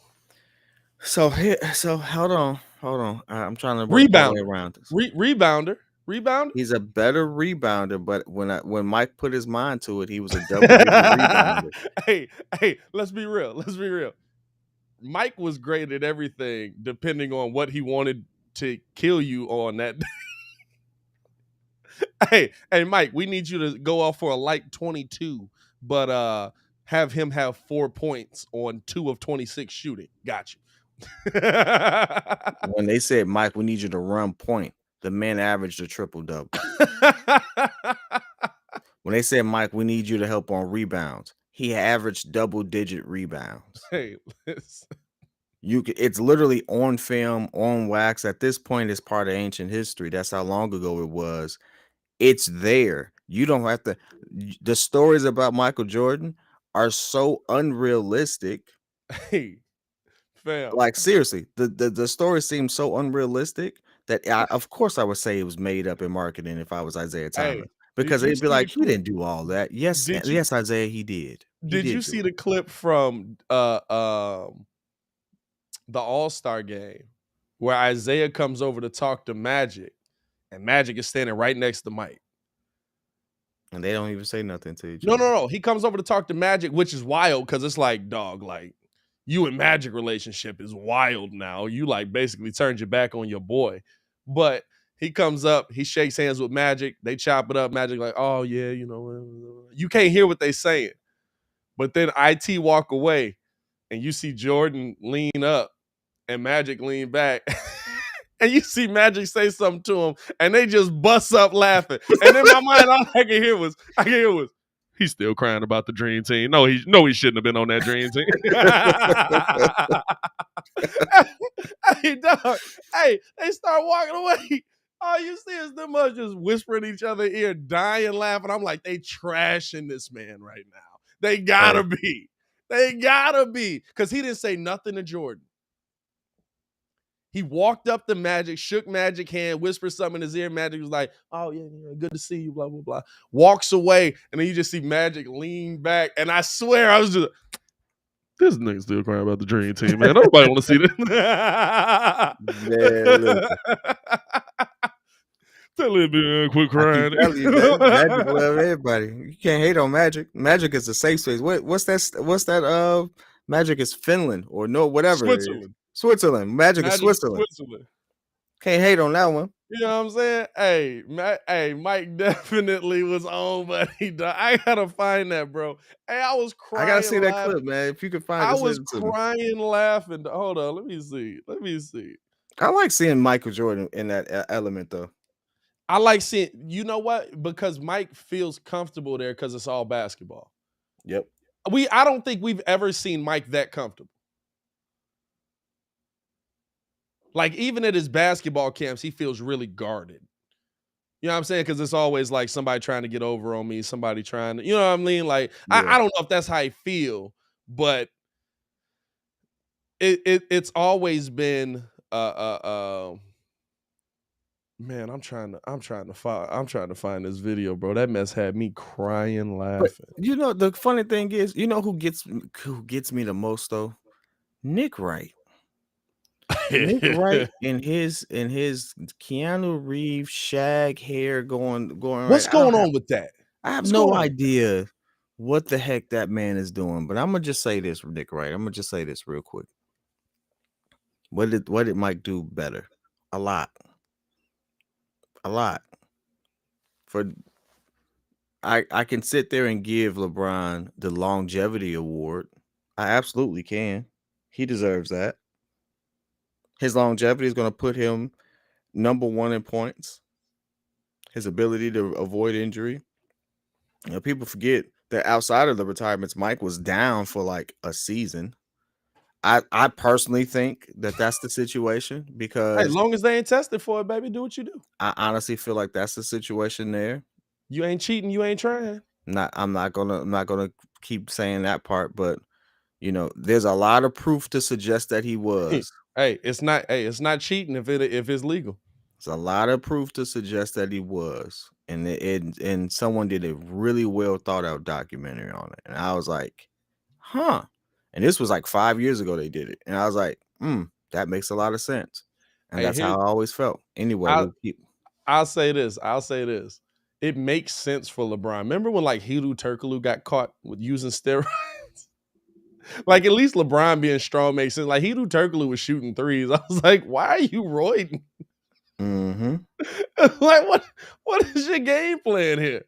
It was a Like, couple NBA players that got implicated in that, and it got swept under the rug. But I think the most famous one and the heaviest abuser was LBJ. Um, I do believe that. I I mean, do believe that. I'm gonna be honest with you.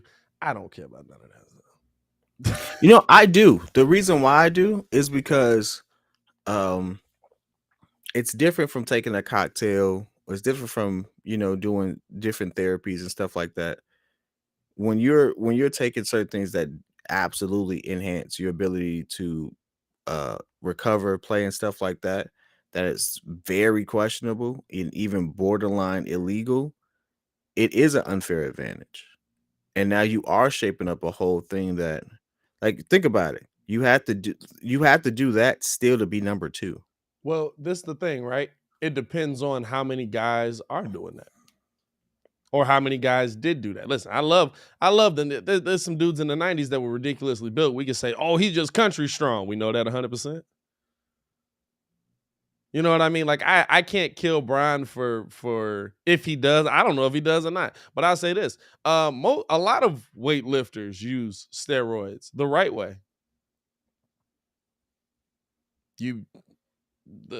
I was like mind blown by it. I was like, dog, like y'all really out here like roiding? Like that's legal? He was like, well, I ain't competing, just lifting. 6 months on, 6 months off.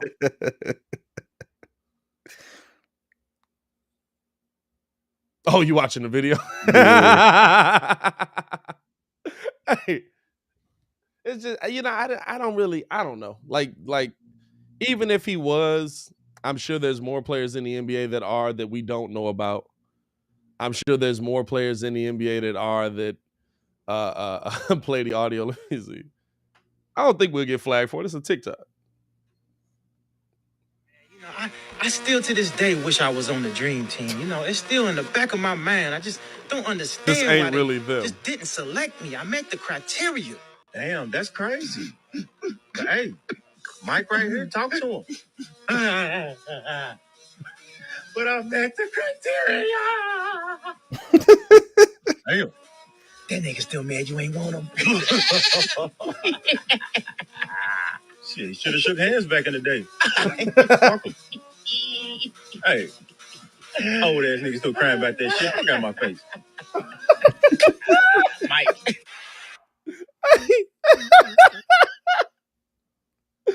He said should have shook hands back in the day.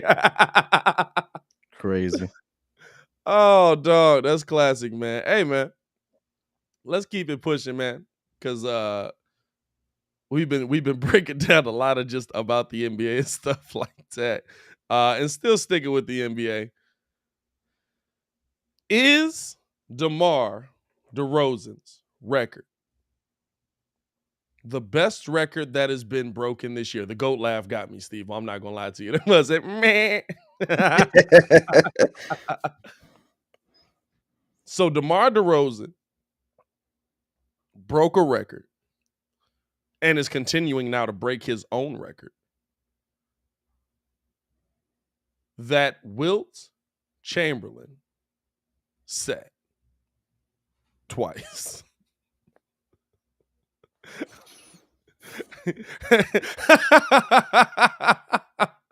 you gotta throw that out there. It's like, twice. Of 35 plus points and above 50% shooting. For a jump shooter? Had LeBron James break the or who did he pass? He passed up what was it, Kareem? For like all time points or something like that. How'd that work out? They had that fam. They making records for Brian now. I'm not gonna lie to you. Somebody comment in on what was that Brian record that he broke? Remember we were there? We were like watching a game or something like that, and they were breaking that down. Dog, listen. I don't know. Thanks to advanced analytics, it's like this person breaks the record for most times dribbled with his left hand on the right-hand side of the court on April 27th and finishes with the layup reverse twice. Never been done in NBA history. So this is what it is, right? It's LeBron James. He passed Kareem Abdul-Jabbar for most combined points in a regular season and playoffs. Which I guess that's not a made-up record, I guess. I'm not going to give it. I feel like we went hard on that. It's not really a made-up record. Okay. I give you that. Not a made-up record. And, of course, we had Steph Curry breaking the three-point record this year.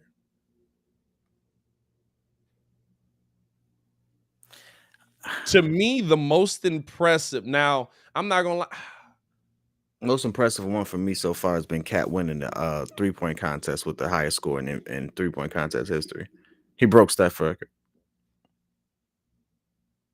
For what? Steph had the highest score in three-point contest history. He broke it. For total points? Points in a round. Steph's highest was, I think, 29, which was freaking ridiculous. His is 30-something. It was 30 or 31. No, his highest round was 29. Cat had a 30-point round. No, I'm saying Cat's highest round was 29. No, Cat's highest round was 30. The man was shooting. That man was shooting that ball, dog. I ain't gonna lie. It was weird. It was weird. They said it as soon as he did it. They was like, he passes Steph Curry. I was like, he did? I was like, what am I watching right now? Like, when did Cat get this good? Where this Cat been? Hey, the thing is that Cat looks great because we don't got to see him on the defensive end.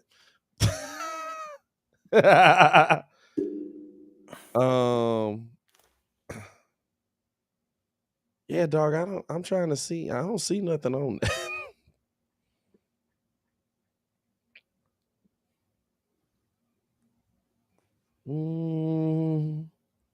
And even so, oh, he passes Devin Booker. It was Devin Booker with 28. Cat broke it with 29. Shout out to Vibe. All right. It's just impressive. Big man. Sure. What makes it impressive is he said, I am the best shooting big man. He backed it up. And he's been backing it up ever since he said it. And I you know what? I gotta respect it. I gotta respect it. When you talk your talk and you go out there and you actually walk the walk, what I'm gonna say? I'm gonna give him his flowers. I mean, he did what he's supposed to do. Yeah, that was just all right. How about this? That was the weirdest one. I don't know if it was the best one. It was the weirdest one to me because I didn't expect it to happen. Weirdly enough, best one to me is still gonna be Steph breaking a three-point record. Every three he takes is a new record. You know what? Every single shot he takes is a new record. Is it? Excuse me. is it more impressive based on a career what LeBron did?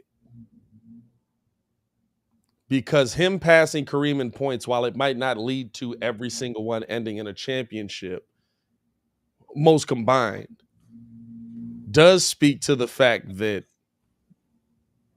he's gone that far in his career quite a bit, that he's been as dominant as he has quite a bit, and that because it's not like Kareem also wasn't making the finals quite a bit. You know what I'm saying? Like it's one of those where like to me that's a very impressive stat. Now that I think about it, I thought it was something dumber than that. I'm gonna be real with you. When Brian did it, I didn't really look that deep into it, but I thought it was something dumb. I thought it was like you said, where it was like no player's ever dribbled on the right side 2 times and then gone left, looked at his hand before he pulled up a 3 and knocked it down. That may be fact though. But to me, I feel like the LeBron record might be the more impressive over Steph's. But I think DeMar's for a single season kind of like it's tough, right? It's tough because DeMar's is a single season record. Is that a bigger thing than a career? Shout out my boy Bill. Oh, he came in spicy. He super chatted with it. You know why I don't think the total career points thing is that impressive? Just now, it's not hate on LeBron, but it's a record that's going to be broken, and it's based off of how the league is geared and operated. Yeah. KD is going to absolutely has the opportunity to break that record. KD playoff and total points has the opportunity to break that record. KD was only set back by injury, but when he's cooking, he's 2,000 points a year on top of playoff points. If you take the totality of points, KD is already at nearly 30,000 points. The problem with KD is how many years are we gonna get those full seasons from him? That's what a lot of people don't like. KD last year. What is he? Is KD's not even top 20 on all-time scoring list, I don't think. Yeah, he is. Is he? Check this out. Kevin, to pass Kareem, LeBron had to pass Karl Malone. Karl Malone has 4,700 total playoff points. 4,700 and some change. Kevin Durant is already at 4,454 total playoff points, on top of his regular season points. So what they failed to say is LeBron James passed him in total points, but in regular season points, he's still behind Kareem. No, they brought that out.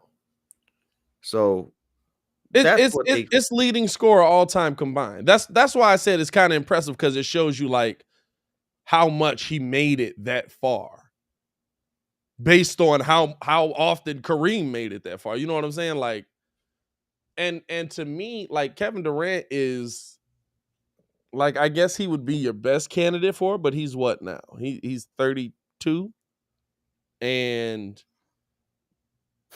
you didn't want to say 33 this time. I didn't want to say 33.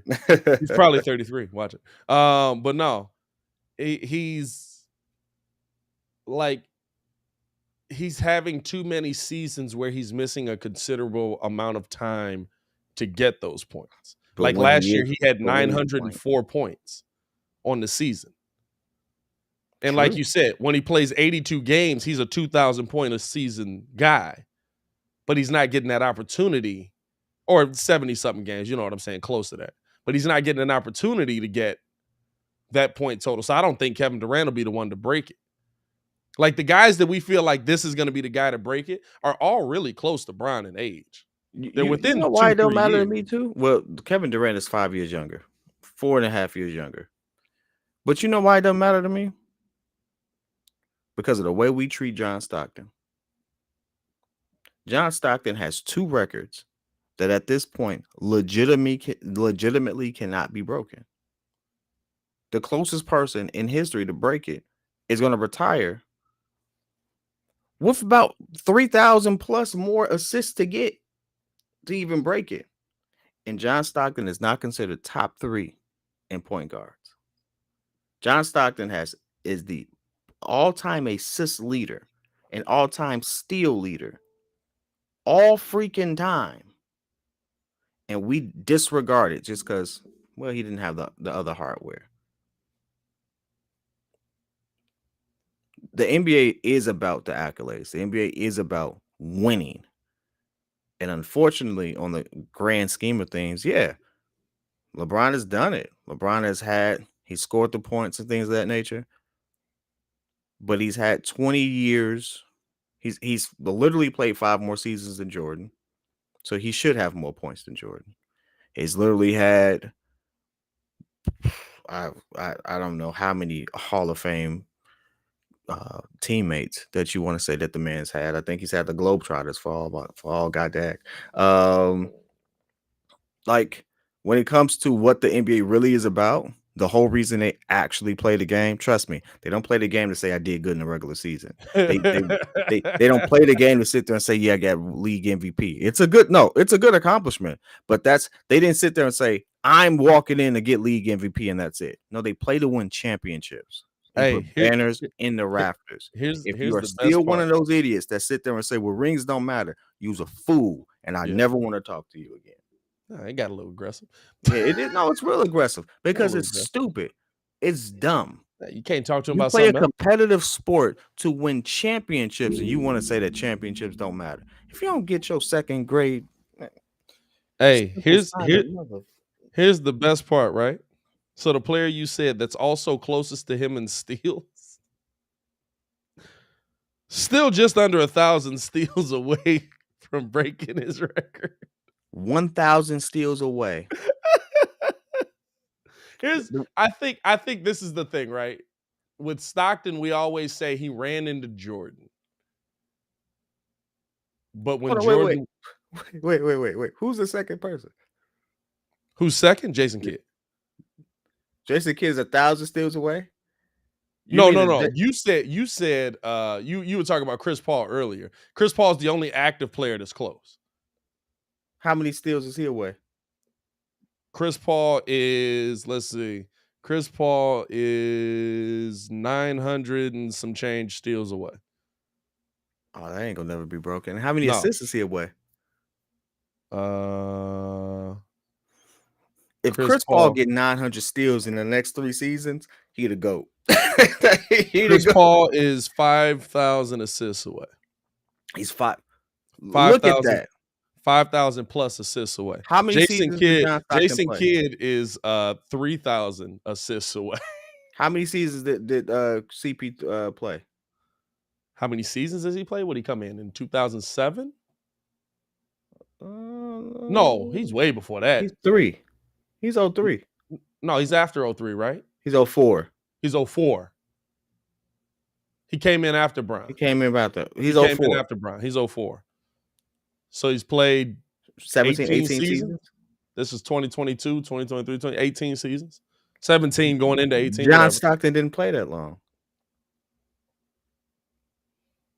John Stockton's played that might as a starter. John Stockton played that one might be capped. 17 seasons. Yeah, but even so, he stopped being a starter because his game had diminished. Yeah, he definitely got old. He got old. He got old fat. Look, them 90s players, you want to talk about that? That's the impressive thing about today's game. They're like the 90s players when they got old. Got old hard. He played from 84 to 02. And listen, hey, look. No, he might have started the whole time, dog. In 2002, he was playing 27 minutes a game, and he played 82 games. Oh, well. Hey, listen, shout out to him for being Mr. Longevity. But, hey, guess what? If he did play hard. If he did play all those seasons, That means that man averaged a ridiculous amount of assists per game. Never averaged under 5 assists a game. Never, for most of his career, never averaged under 7 assists a game. And from 1987 to 1996, he averaged double-digit assists. And for a 5-year span, it was 13 plus. He's ridiculous. But let me get this straight. But because he didn't win rings, though, right? Isaiah Thomas is better.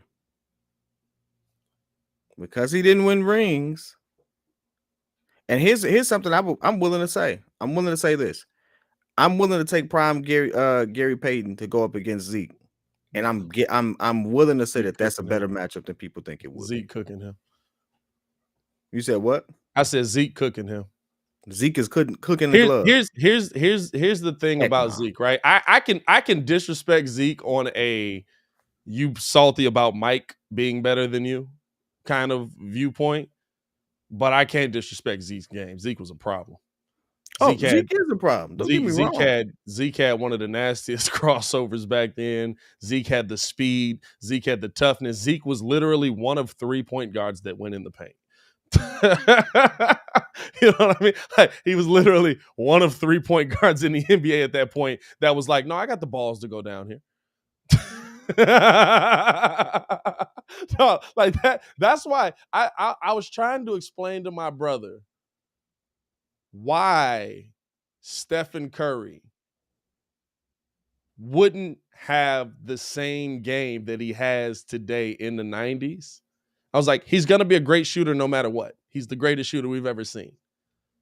But a third of his game would absolutely not exist because Steph ain't going to keep going in the paint. Steph's not going in the middle in the 90s because all them 90s players be like, so what was your game plan on a driving point guard? Hit him in the ribs. What? That's assault, brother. You come through here twice. You getting hit in the ribs. Twice. So in a whole basketball game, the guards just weren't going down?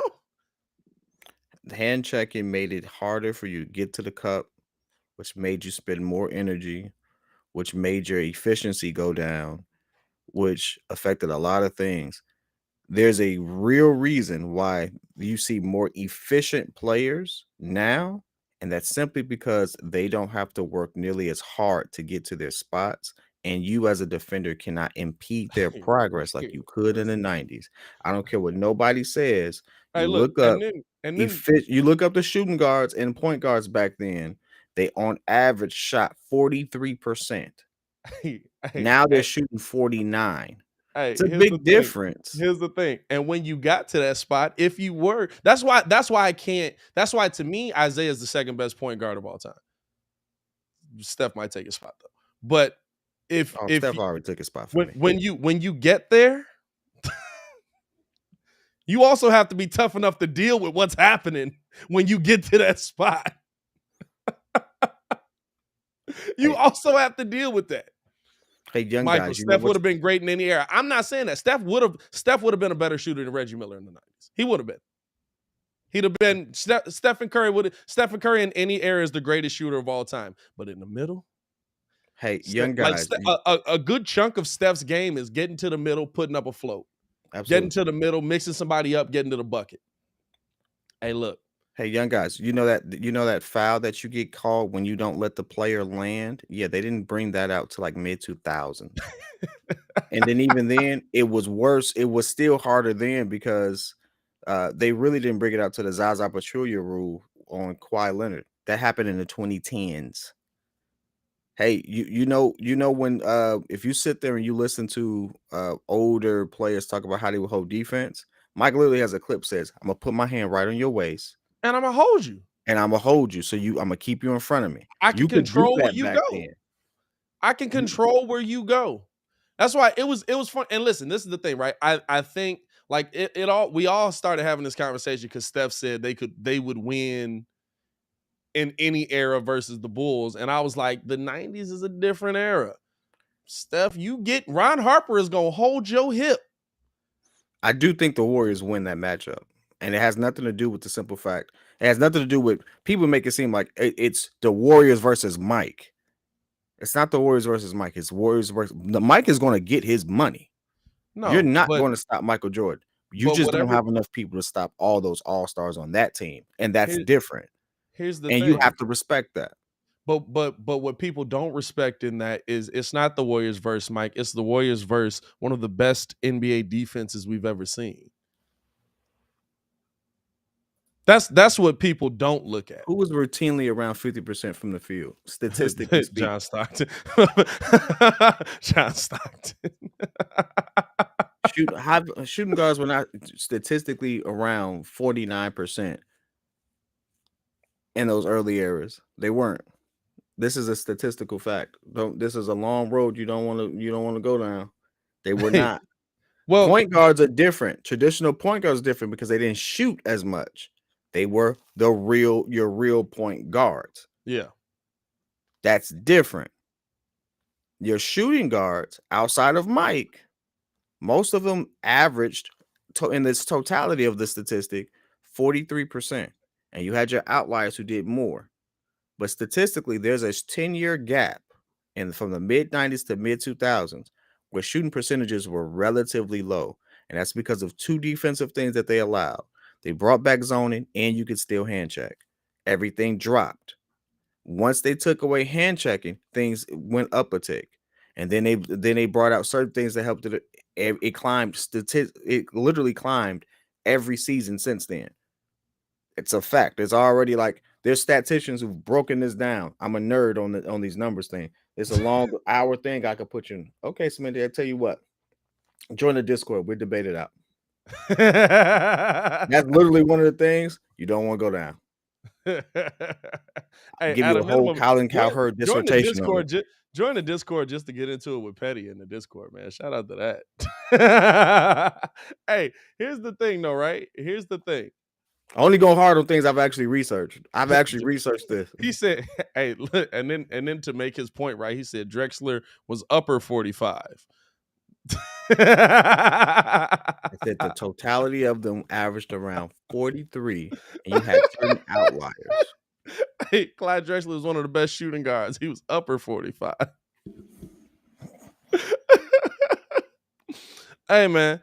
I think this is so the reason we got here was talking about records and talking about the longevity of it. You said you don't value as much what Bron did based on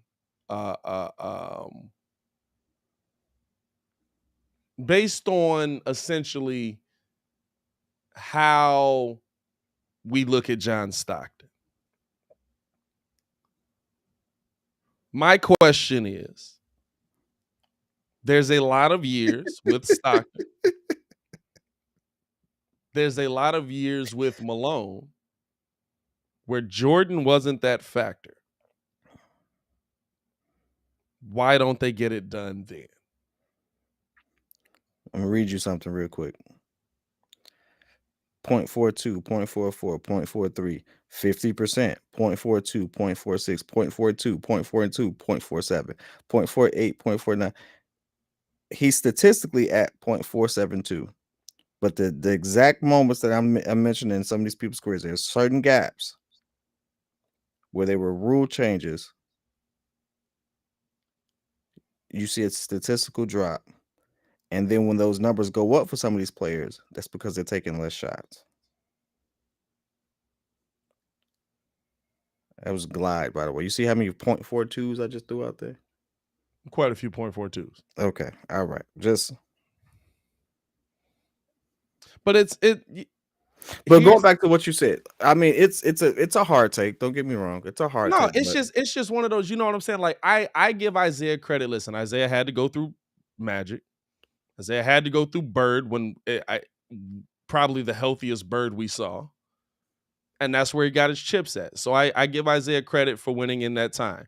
Stockton was in that same time. But how do we give CP3 like point guard thing was a made up thing? We get it, but we've kind of ran with it. Hey, CP3. But how do we give him point guard status when he's not even close. Like John Stockton literally is the point god. Yeah. Mind you, look at the point guards he's beating out. Steve Nash, CP3, Isaiah Thomas, Magic Johnson. He's beating out Here's the thing. Magic Johnson played with a bunch of Hall of Famers too. So why am I going to sit there and say, well, he had Malone? So, like, didn't CP3 play with a lot of freaking... CP3 had Lob City. All he did was toss hoops.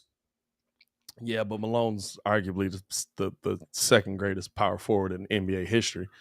Hey, CP3 has had some great talent around him, and he's played the second greatest power forward in NBA history. Well, here's the thing: is he the second greatest power forward simply because of what he? But he is the second greatest power forward. I think Jerry West alluded to because he didn't win a ring. Jerry West alluded to this. He says, "I don't know how many points Karl Malone would have had if it wasn't for John Stockton." Yeah, 100%. You needed both of them together to be with that's a dumb argument to me when people bring that up. I don't think this person would have done this without that person. I don't think this person would have done this without that person. No duh. I hate to tell y'all basketball is a team game. You know what I mean? Like, yeah, Karl Malone benefited from John Stockton being a great point guard. John Stockton benefited from Karl Malone being the focus on that team. And guess what? Karl Malone still got to score them points through defenses that are busting him upside his head for John Stockton to get them 14 assists. You know what I'm saying? Like, it's a symbiotic relationship.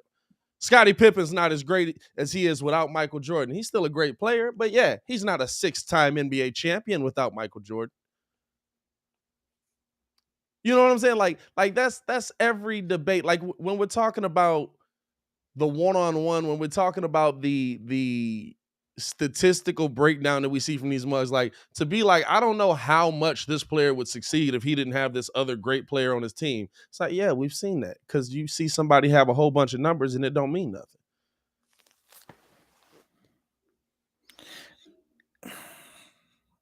You know what I'm saying? Like, to me, it's just like, it's like we're arguing like he wouldn't be as great without that other great player. That, yeah, because you couldn't just focus on him. That's like saying Tom Brady wouldn't have had 7 championships if he didn't have, and you name all the receivers he had. Like, you know, like, not even that. Hey, Tom Brady wouldn't have 7 championships if he didn't have an offensive line. No. You know what I'm saying?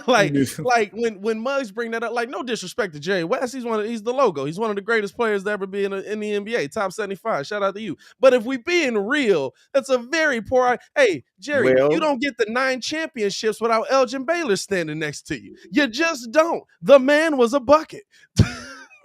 And here's the thing: Jerry West is actually the player to tell you that. Jerry West is absolutely the type of player to sit there and say, or person, he's always been apparently. Well, he admits and raves about Elgin Baylor more than anyone else because not only did he play with him, but he's one of those, you know, unsung heroes of the NBA. But I think what he was really alluding to was the simple fact that you had, for Karl Malone to have had the level of success he did on the scoring wise, he had to have an all-time great point guard get him that bucket in ways to make it easier for him. I think that's what he's getting. Most big men want a really good point guard because they know they're going to get the rock. They're going to get the rock in their spot. They can get in rhythm. It's going to be in stride on a break. And John Stockton did that for Karl Malone. Those are the little things that are underrated or go unsung about the art of basketball. And John Stockton did it better than anyone else. He statistically did it better than anyone else. No, and that's the thing. I don't take any credit away from Stock. You know what I'm saying? I don't take any credit away from John Stockton. I don't take any credit away from Karl Malone. And I don't take credit away from them for being great together. Like, I feel like that's what we do. It's like Kyrie Irving's great because he played with LeBron James. No, Kyrie Irving's great because he's great. Kyrie Irving has a ring because he played with LeBron James. But LeBron James also has a ring in Cleveland because he played with Kyrie Irving. That's a fact. You know what I'm saying? Like it's when Muggs bring that up, it's like he don't have that ring without him. Yeah, well, hey, Ray Allen doesn't have that ring without LeBron James carrying for most of that finals. But Ray Allen saved him. Yeah, he hit a shot. Good job. Hey, why is Ray paid? What was Ray Allen paid to do? You know what I'm saying? Like, I always hear Muggs do that, especially with like the 90s Bulls when they try to slight Scotty nowadays, or when they try, and it's like, yeah, like how many, somebody asked me, it's like, how many rings does Jordan have without Scotty? And I'm like, well, what's the player you getting to replace him with? Like, how many rings does Jordan have without Scotty? It depends on who you get to replace him. If you get a player of equal defensive efficiency, yeah, he's probably still got 4 to 5. Because the defense that Scotty brought was what was the selling point for Scottie Pippen. But if you don't, that's a very different game. You know, I just looked up and I noticed something. So I'm gonna help you out, Smitty. I don't care if you're 44. I don't care how many basketball cards you have in the basement. From 98 to 2005 were some of the lowest shooting stretch of Reggie Miller's career. And you just mentioned an all-time great shooter, by the way. I just want you to understand that. You just mentioned one of the 3 greatest three-point shooters. In fact, the NBA had to change the way the game was practically played. Someone had to pretty much say, yeah, I'm pulling up a freaking half court every 5 seconds to beat this man's record, him and Ray Allen, right? I just want you to understand that. In the era of basketball I'm talking about, there's a sharp difference between early Reggie Miller and lower Reggie Miller, and it ain't age, because shooting is still shooting. It's the rule changes, hand checking and zoning combined led to a statistical drop in everyone's production. And you can literally see it with Reggie Miller starting in the 98 season, because it was only like 6 or 7 seasons in which you could do so, which is what I was referencing.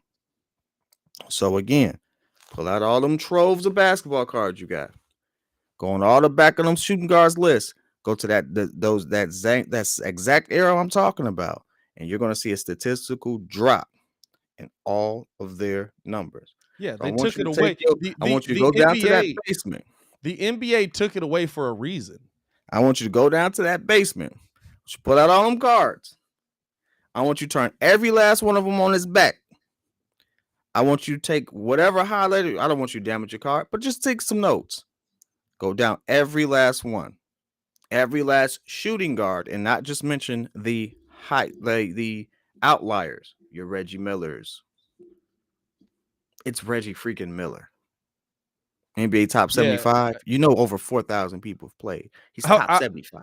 I was gonna say, Smitty, your points are being made by some of the best. Like you also got to look at your Ron Harper shooting percentages. You've also got to look at you know what I'm saying? Like you also got to look at the Mugs that you have to look at everyone like else. You were talking about the whole league. It wasn't like I said, oh, only the stars number drop. I said from the category as a whole. Never mind. We ain't gonna go back and forth about that.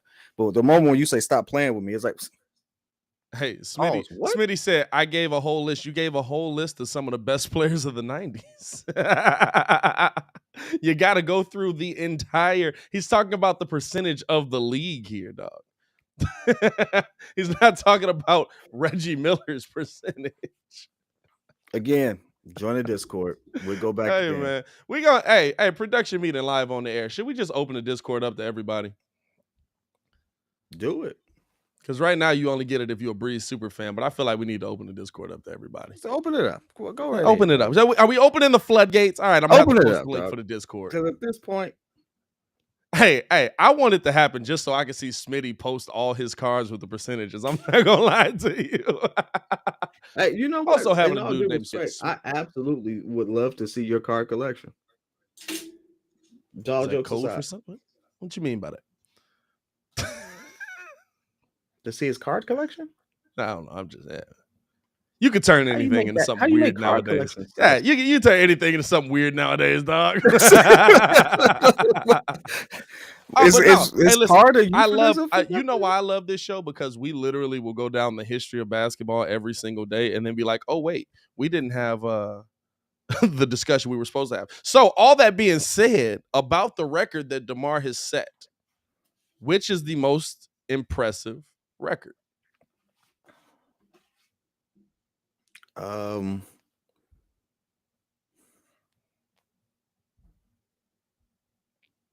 Of all the records that have been set this season, I should say, which is the more impressive record? I think DeMar's is impressive because we didn't that's expect cute. DeMar to do it. That's cute. Truck driver. I got you. I think it's impressive because we didn't expect him to do it. But I don't know if I'm more impressed than Steph's. I don't know if I'm more impressed than Cat's, if I'm being honest. I'm more impressed than Steph's because, like, one, we knew this was coming anyway. And two, because while Stephen Curry is the 3-point leader all time,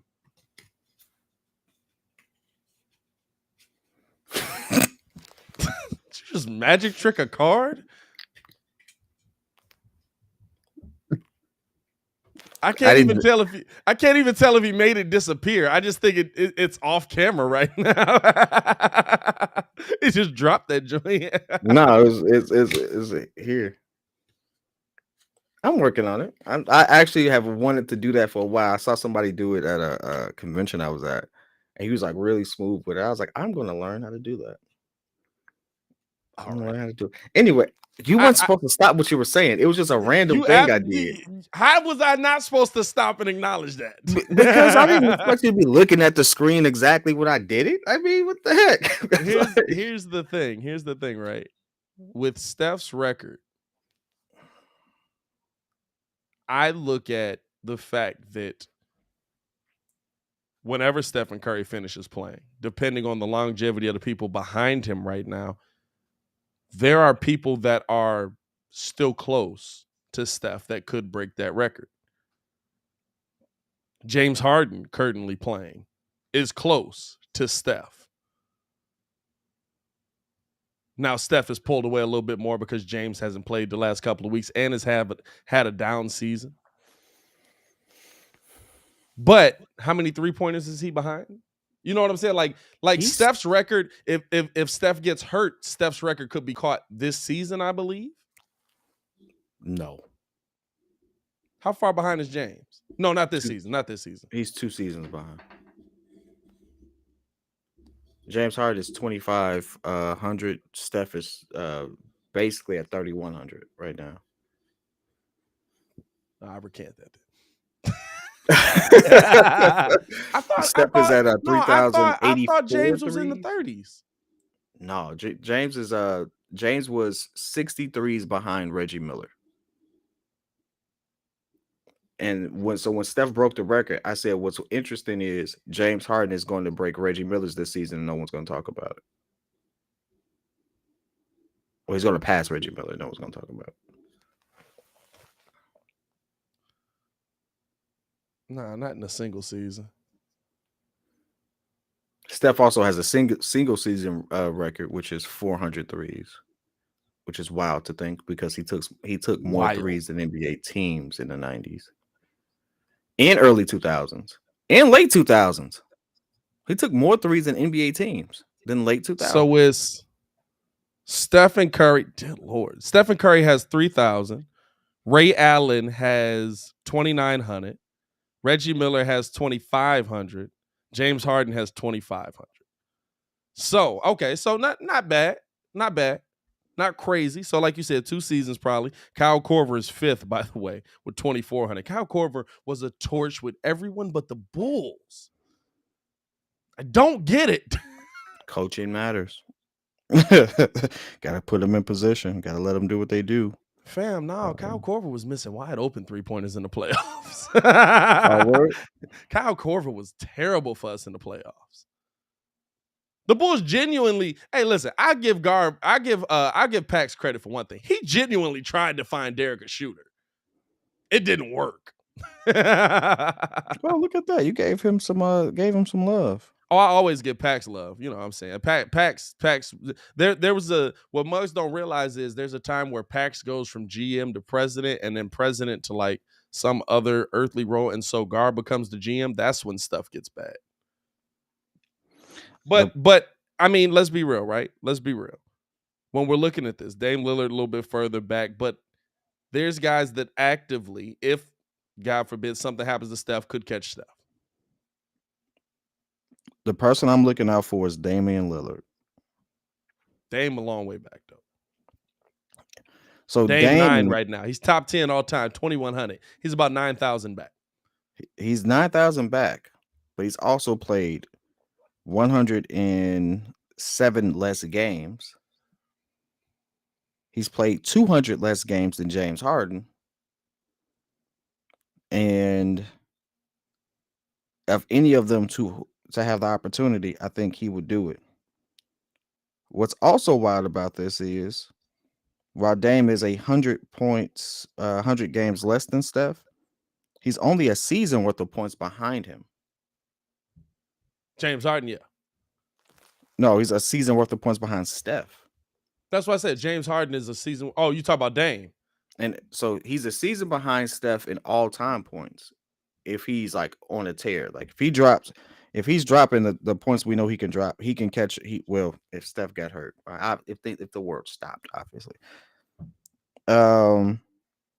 It's one of those things. It's like, huh? You know what's funny though? LeBron James is 11th all-time in threes. It is funny because he really didn't start shooting them joints till the second half of his career. I mean, it's still 10 years, but dog. It's one of those, you know what? To me, if I'm impressed by a record. He broke their records in 500 less games. Oh, the Curry's record is absolutely impressive. He broke their record in 500 less games. Curry's record is absolutely impressive. But here's my thing, right? Do you understand how unbelievable that is? It's not unbelievable at all. He's taking twice as many threes a game. That's actually not true. Ray Allen took about 6 threes a game. Is that Ray Allen? Hold on, let me double check that one. Now that one I'm gonna have to double check. Ray Allen averaged. I'm trying to see. I love how I got all the numbers here, and it doesn't actually tell me season by season. Don't that make you mad? It's so irritating. I hate it when you do that. I've got like literally all the numbers right. Because you be sitting there trying to make a point, then it take you all day to get to it, and it's like, you know what? This is why we need a stat guy. You know why DeMar's is more impressive? Why you looked that up? He's like, I give up. I just ain't no point in us both looking for it. By the way, Ray Allen though, right? To me, DeMar's is more impressive because DeMar is a shooting guard that broke a big man's record that really only a big man should be able to do. Yeah, 37 points on 70% shooting, taking a lot of jump shots. I don't care if they're mid-range or not. I mean, Wilt did this absolutely at the bucket. Like, here's the bucket. Here's Wilt. There's literally that much space in between it. Like, that's why DeMar's record is more impressive to me. If at a minimum, which record solidified? Fan, that's so weird to see. I thought I looked up the wrong player. I forgot about Seattle. Okay. You talking about Ray Allen? Yeah, dog. I looked this. I was like, Seattle. Am I on Russell Wilson for some reason? Hey, now you see in them Seattle days, that boy was taking 6, 8. Dang. Yeah, he was taking a lot of threes a game. Ray Allen was letting that bad boy fly. I don't care what nobody say. Ray Allen was taking 8 3-pointers a game, shooting 31%, 41%. Why that's important?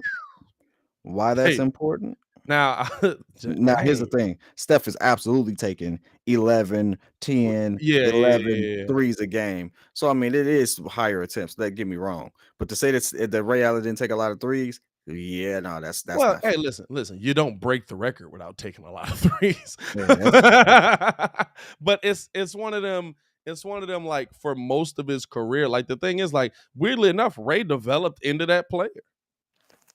Like Muggs don't remember, but Milwaukee Ray was not torching the three ball like that. by no stretch of the imagination. Milwaukee Ray was But he could put the driving and ball on putting the that floor, thing though. on your dome. And so, like, Maybe that's actually a fact, though. Pete Maravich with a 3-point line is probably all-time leader in points.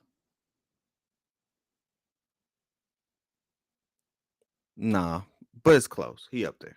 My brother, funny. We was debating whether Dame should be on NBA top 75 yesterday. He's like, "You still think he's not NBA top 75?" Yeah, because Ben Wallace is off the list. Dudes that got championships are I off the got a list. question. Hold on. Like, seriously. And I'm a Dame fan. What has Dame done? No. Help me. Like, seriously. This is his accolades. 6-time All-Star, 6-time All-NBA, Rookie of the Year. Bye-bye. Doom, doom, doom. Do you want to know why he shouldn't be on there? Because Dwight Howard's not on there. Dwight Howard is not top 75. What did Dwight Howard do? Although he's still active. 5-time rebound champ, 2-time block champ, NBA champion, 8-time All NBA, 5-time All Defensive, 3-time Defensive Player of the Year. You know what it is? These brand dudes. You know what I'm saying? Brand what is he 5 years younger than me? So he 8 years younger than you. These brands dudes. You're not gonna out argue Brand. I'm definitely gonna out argue him because guess what? Rudy Gobert deserves to be on the all-time 75 list before Dame does. 3-time Defensive Player of the Year, block champ, 5-time All Defensive. By the way, he's only been in the league. I ain't gonna lie to you. If they had put Rudy Gobert on the list, I'd have walked up to ESPN myself and burnt the list. I'd have went to the NBA and personally destroyed the list. I'd have been like, the list is lost. Make a new list. If anything else, you can literally go to the Tony Parker's career, 4-time NBA champ. Put Chris Middleton on there too. Hey, hold on. He got a case. 4-time NBA. Shut up. A 4-time NBA. 2006, 2007 Finals MVP, 6-time All-Star. Guess what? He has just as many championships as Dame has been an All-Star almost. Who? Tony Parker. Oh, Tony Parker you was talking about? I thought you was talking about what's his name. He has a Finals MVP. And he's a 4-time champ. Hey, that's the thing. We always bring up the Finals MVP, playing big in the biggest moments. Chris Middleton absolutely played big in the biggest moments. But the reason that all them other series went to 7 is because he played subpar quite a bit. I need to see what Tony Parker did. Got the Finals MVP? You said what? No. Giannis got it. But what I'm saying is like I need to see what happened the rest of that playoffs before I just be like, yeah, Tony Parker absolutely was eating Muggs up the entire time. You know what I'm saying? Like I'm one of them Muggs that I'll be like, okay, he keeps saying this Finals MVP, but what he doing them 2 series before that? Like, I mean, all of Bill Russell's team got in the Hall of Fame pretty much because they was riding that coattail of some of the better players there. But they ain't get half the accolades. There's absolutely some people from back then that's in this NBA top 75 list that could be replaced. Well, but Tony Parker? Hey, this is the thing. The other thing is too, a lot of these accolades didn't exist. That's true. I give you know what I'm saying? What? I do give you that. A lot of these accolades didn't exist. There wasn't an all-star game really until late 70s? How does Ben Wallace not get in? 2-time rebound champ, block champ, 4-time NBA defensive champ, player of the year, 6-time all defensive, 4 defensive player of the year. And you want to sit there and talk about Dame Lillard. Shouldn't be a Hall of Famer, dog. Shouldn't be a Hall of Famer. Shouldn't be a Hall of Famer. Who should be a Hall of Famer? Ben Wallace? Fam, Ben Wallace is the original Debo. Ben Wallace, original. They called him Debo back then. Hey, y'all gotta You Brandon, he has got not to done more put for some his respect team. on how Dennis Rodman was bullying. Hey, he has not done more for his team. He's you can sit there and say he has not done more for Portland. Has not made an NBA championship. he got to the Western Conference Finals to get smacked by the Warriors, but I mean at that point the team did it. He had a good moment. He's had a great moment. Tracy McGrady's not even that on that list. And Tracy McGrady, absolutely. But Tracy McGrady never made it at the first round. Though. That's the whole problem with Tracy. Hey, look, that's why I keep telling Muzz like Tracy deserves to be on that list more. And I'm like, nah. Listen, winning matters. I understand we live in an era where y'all try to make it so winning doesn't matter. We're all happy to just be here and make millions of dollars. But winning matters. Kobe Bryant said it's easier to win in the NBA because y'all worried about money and I'm worried about winning. Winning matters. I'm sorry. You want to know why winning matters?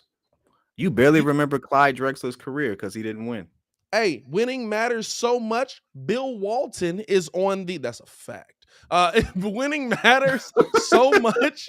Bill Walton is on the NBA top 75. He had two good seasons. He only played 2 good seasons. But you know what he did in them 2 good seasons? Dog, he dominated. Talk about understood the assignment. My man went out there and said, let me get this MVP. Let me get this right here. Oh, championship on top of that. Boom, I'm hurt. You know what I mean? Right after the sunset. They call Will. I had to sit there and go back and look at some film and some stats. That's true, kid. I was like, why is this guy on the Clyde list? got 2. Clyde got 2 rings. No, Clyde got 1 ring. Clyde does have a ring. Guess Clyde what? got a ring with Houston. Winning matters so much you forget that he had rings because the guy who he's compared to won 6. Jordan. That's why much winning matters. Jordan literally Thanos'd an entire generation of players. You don't even remember him being on the team. I'll say this. Hey, Smitty. Clyde won 2. Smitty, legitimately, right now, without looking it up real quick, because you've been fighting for the old heads today. Name me 10 shooting guards from the 90s. Without looking it up. Type in 10 shooting guards from the 90s.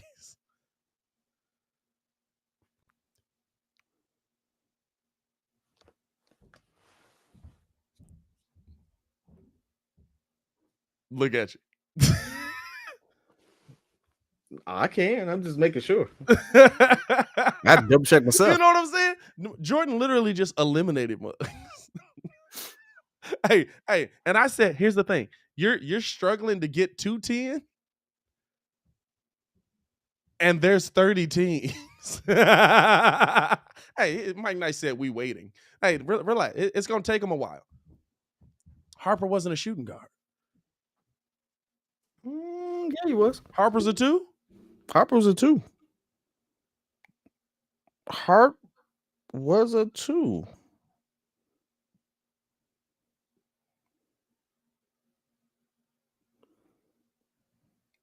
Six. Hey, I'm watching the chat. He said We're talking Ron Harper, not Derek Harper. Spreewell, Hornacek, Dumars. He thinking right now. Harper was a 1. No, you're thinking Derek. Derek Harper was a point guard. Ron Harper was a 2 guard. Was he really? Interesting. Mm-hmm. Stackhouse. Starks. Hey, that's just that we literally talking about a third of the league, by the way. I want y'all to know this. The shot on Elo, good.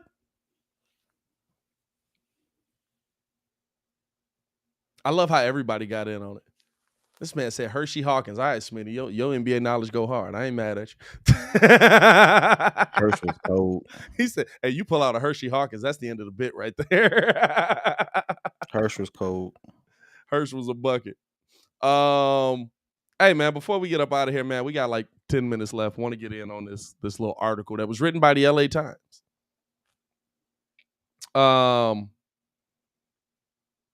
Apparently, How's Mitch Richmond not top 75? But Dame top 75. I don't know, dog. Apparently, Bill Pleshek says that the Lakers' best path to success Oh, yeah. I remember this. is to trade LeBron. I would.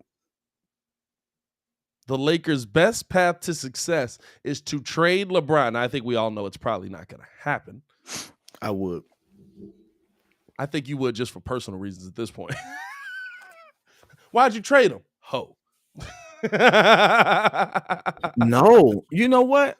I would trade him simply because of this. Here's the thing. I agree with him. Yeah, what's your take? I'm sorry. I agree with him. But it's not going to happen. But I agree with him because right now, what's the best path to success for your team? You have a big man in Anthony Davis that can shoot. You're under contract for Russell Westbrook, which is going to be a much harder deal to get out of because Russ is having a down season playing next to LeBron. So he's going to be a Laker next year. And you can get back still a really good haul for LeBron James. I'm going for a full rebuild. That's why I'm getting rid of him. Well, the problem is you got $47 million in Russell Westbrook next year. You can't. You literally put yourself in a position where you can't even rebuild. Because this is the thing. If you take Bron off of that team, Russ is going to help you win. I'm trading AD. Russ is still going to help you win. The reason why I'm trading AD is because I believe Bron has a no trade clause. I think he's one of the few players left that still has them. There's only a handful of players that still have a no trade clause. Does he? I know KD still has one. Carmelo had one. Yeah, I don't think Melo has one no more. Melo been traded so many times. James is an unrestricted free agent in 2023. His contract does not include a no trade clause, and he's owed $44 million next year with Westbrook's $47 million on the books. I'm trading him. I'm trading LeBron because LeBron is going to want to play with Bronny. Put him in a situation to get Bronny. Trade him to OKC for all I care. I don't care. That's not even realistic at this point because it's just like Bronny's. Well, first off, he's a junior. He's not good enough to come straight out of high school. And he's gonna have to play at least in college or in the G League. He's gonna get drafted out of what's the name? I guarantee you by the time he makes his senior year, the rules will be changed. You can draft out of high school again. And it's gonna be for LeBron. I guarantee you. Nah, they've been talking about this for a minute though. They need to make it that. But guess what? That's gonna be the thing. Here's the thing, though. The NBA has done it. This is where I will give credit with you. The NBA has done it the right way, right? I would draft Bronny to the league, but we have to get to the point in the NBA where a first-round pick can go to the G League, and we're okay with that.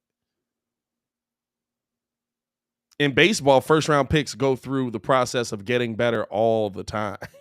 It's literally what they do. Nobody goes straight to the show just about. You might talk about your top prospects going straight to the show, like some of the greatest that have ever done it. But most of them go through a developmental process a year in a different. Like, I feel like the NBA is kind of setting themselves up with that, and I think it's better that way.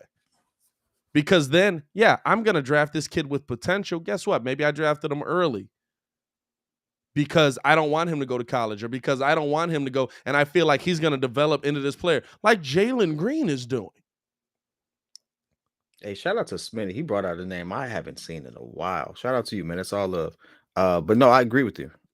I agree with you on the open up high school players to be drafted, but you have to get drafted to the G League.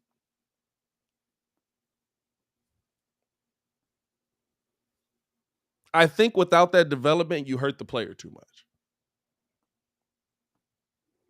You don't want any more Kwame Browns to come around, you know?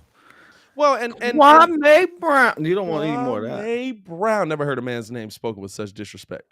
But besides the fact that he was like, what number 1 pick gets drafted? Nah, he did have whatever. The best line Kwame or Gilbert hit Kwame with was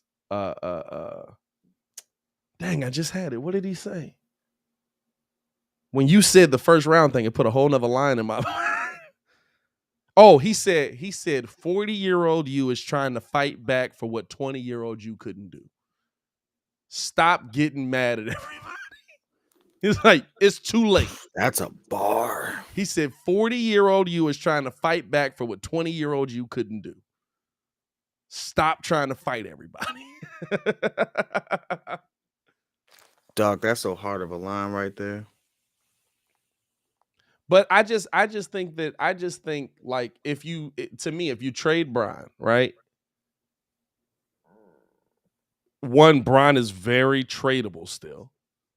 There's teams that would give up an arm and a leg to have LeBron James on their team still at this point. Yeah, trade him. It puts your team into rebuild. Now, here's the thing. It's not going to happen. We all know it's not going to happen. We know LeBron's going to be a Laker. But has he pushed Rob Pelinka enough this season? I mean, think about it, right? Rob Pelinka's got to be thinking in his mind, I built a really good team, and I'm watching it win everywhere else in the league with all the teams we're competing with. But because you came, that team didn't work and we blew it up. And I hate the narrative of, well, LeBron's not happy with Rob Pelinka. And they're making it seem as if like Rob Pelinka owed LeBron all this stuff. They literally sat there and said, hey, we have DeMar DeRozan. They gave him the pieces. They said DeMar or Russ. He chose Russ. He should have picked DeMar. Because guess what? Hey, the best thing that happened to DeMar is that he didn't pick him, because DeMar would not look like this on that team. So here's the media machine with LeBron working overtime, trying to make it seem like it's Rob Pelinka's fault. And it's not. Yeah. Rob actually gave you the option. Hey, this is who we can get. This is what we have. Who do you want? Like, he did what he was supposed to do. The person that should not be fired in this process is Rob Pelinka. For building a team. For building a team is Rob Pelinka. Absolutely not. Now he should be fired for hiring Frank Vogel, but I guess Frank coached you to a championship. But that's true. Keeping Frank Vogel is a thing. But I will say this. No, there is no but. He should be fired. Okay. Frank Vogel's not good. I don't know where I was going with that. Listen, even Gilbert was like, Gilbert says it every one of his shows. I don't know why he's there. I don't know why he's there. I really don't.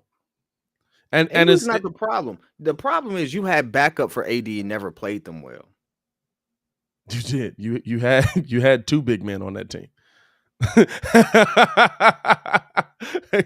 Brad said this team is built for Jim Boylan to coach. Jim Boylan could probably get 40 plus wins out of this team. Hey, no. Hey, listen, I'm telling you, kid, you're not gonna make it long. I guarantee you. But do yourself a favor and watch Jim Boylan on NBA TV. It's like, yo, he's really not smart. I didn't expect this. Like, at least at a minimum, like, I don't like how Isaiah talks about, like, he's very opinionated in his stuff. But Isaiah Thomas knows basketball. Yeah, Isaiah Thomas biased Hayden view. He's very biased, has a very biased Hayden view, absolutely. But when you ask him to like break down a play, Isaiah Thomas can say, "This is what you want your guard to do. You want your small forward to come up, set your screen here. He pops off of that. Now I like here. He slides up here. You have the center slide up. Now the lane's open. Guard goes down, gets a lay." Isaiah Thomas can do that. Jim Boylan literally was like, "You see here, your forward here. That's a small forward. They're playing up defense here, but not good enough. And there's the bucket." Like, so he's not good at explaining himself. He's not a great orator. It's like, hey, fam, he's on TV. hey. Also, he was an NBA head coach. You can't be a poor communicator and not explain how you want the play to work or how this play is broken down. Hey, can you imagine Zach LaVine in the film room with Buddy? He's just like, So you see here, Zach, you drive here and you score that bucket. Yeah, let's keep doing that. All right. Reminds me of Jimmy Butler talking about when they did film, they said they sat there, the tape rolled, nothing was said. He's like, why would I do that again? Why would I sit there and do that? Like, Bro. why would I go in this room and do that again? Hey. Relax. Shay, relax, brother.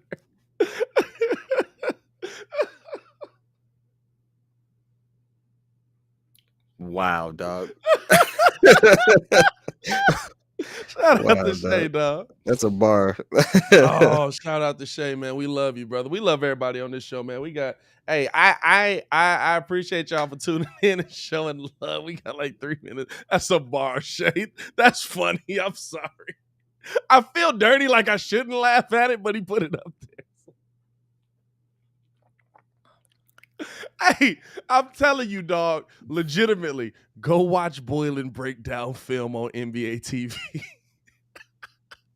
Hey, Steve O'Fax, when Jim Boylan called that timeout and the Bulls was down 25. What? It was like a minute left. Jim Boylan called a timeout to draw up a play. The Bulls is down like 25.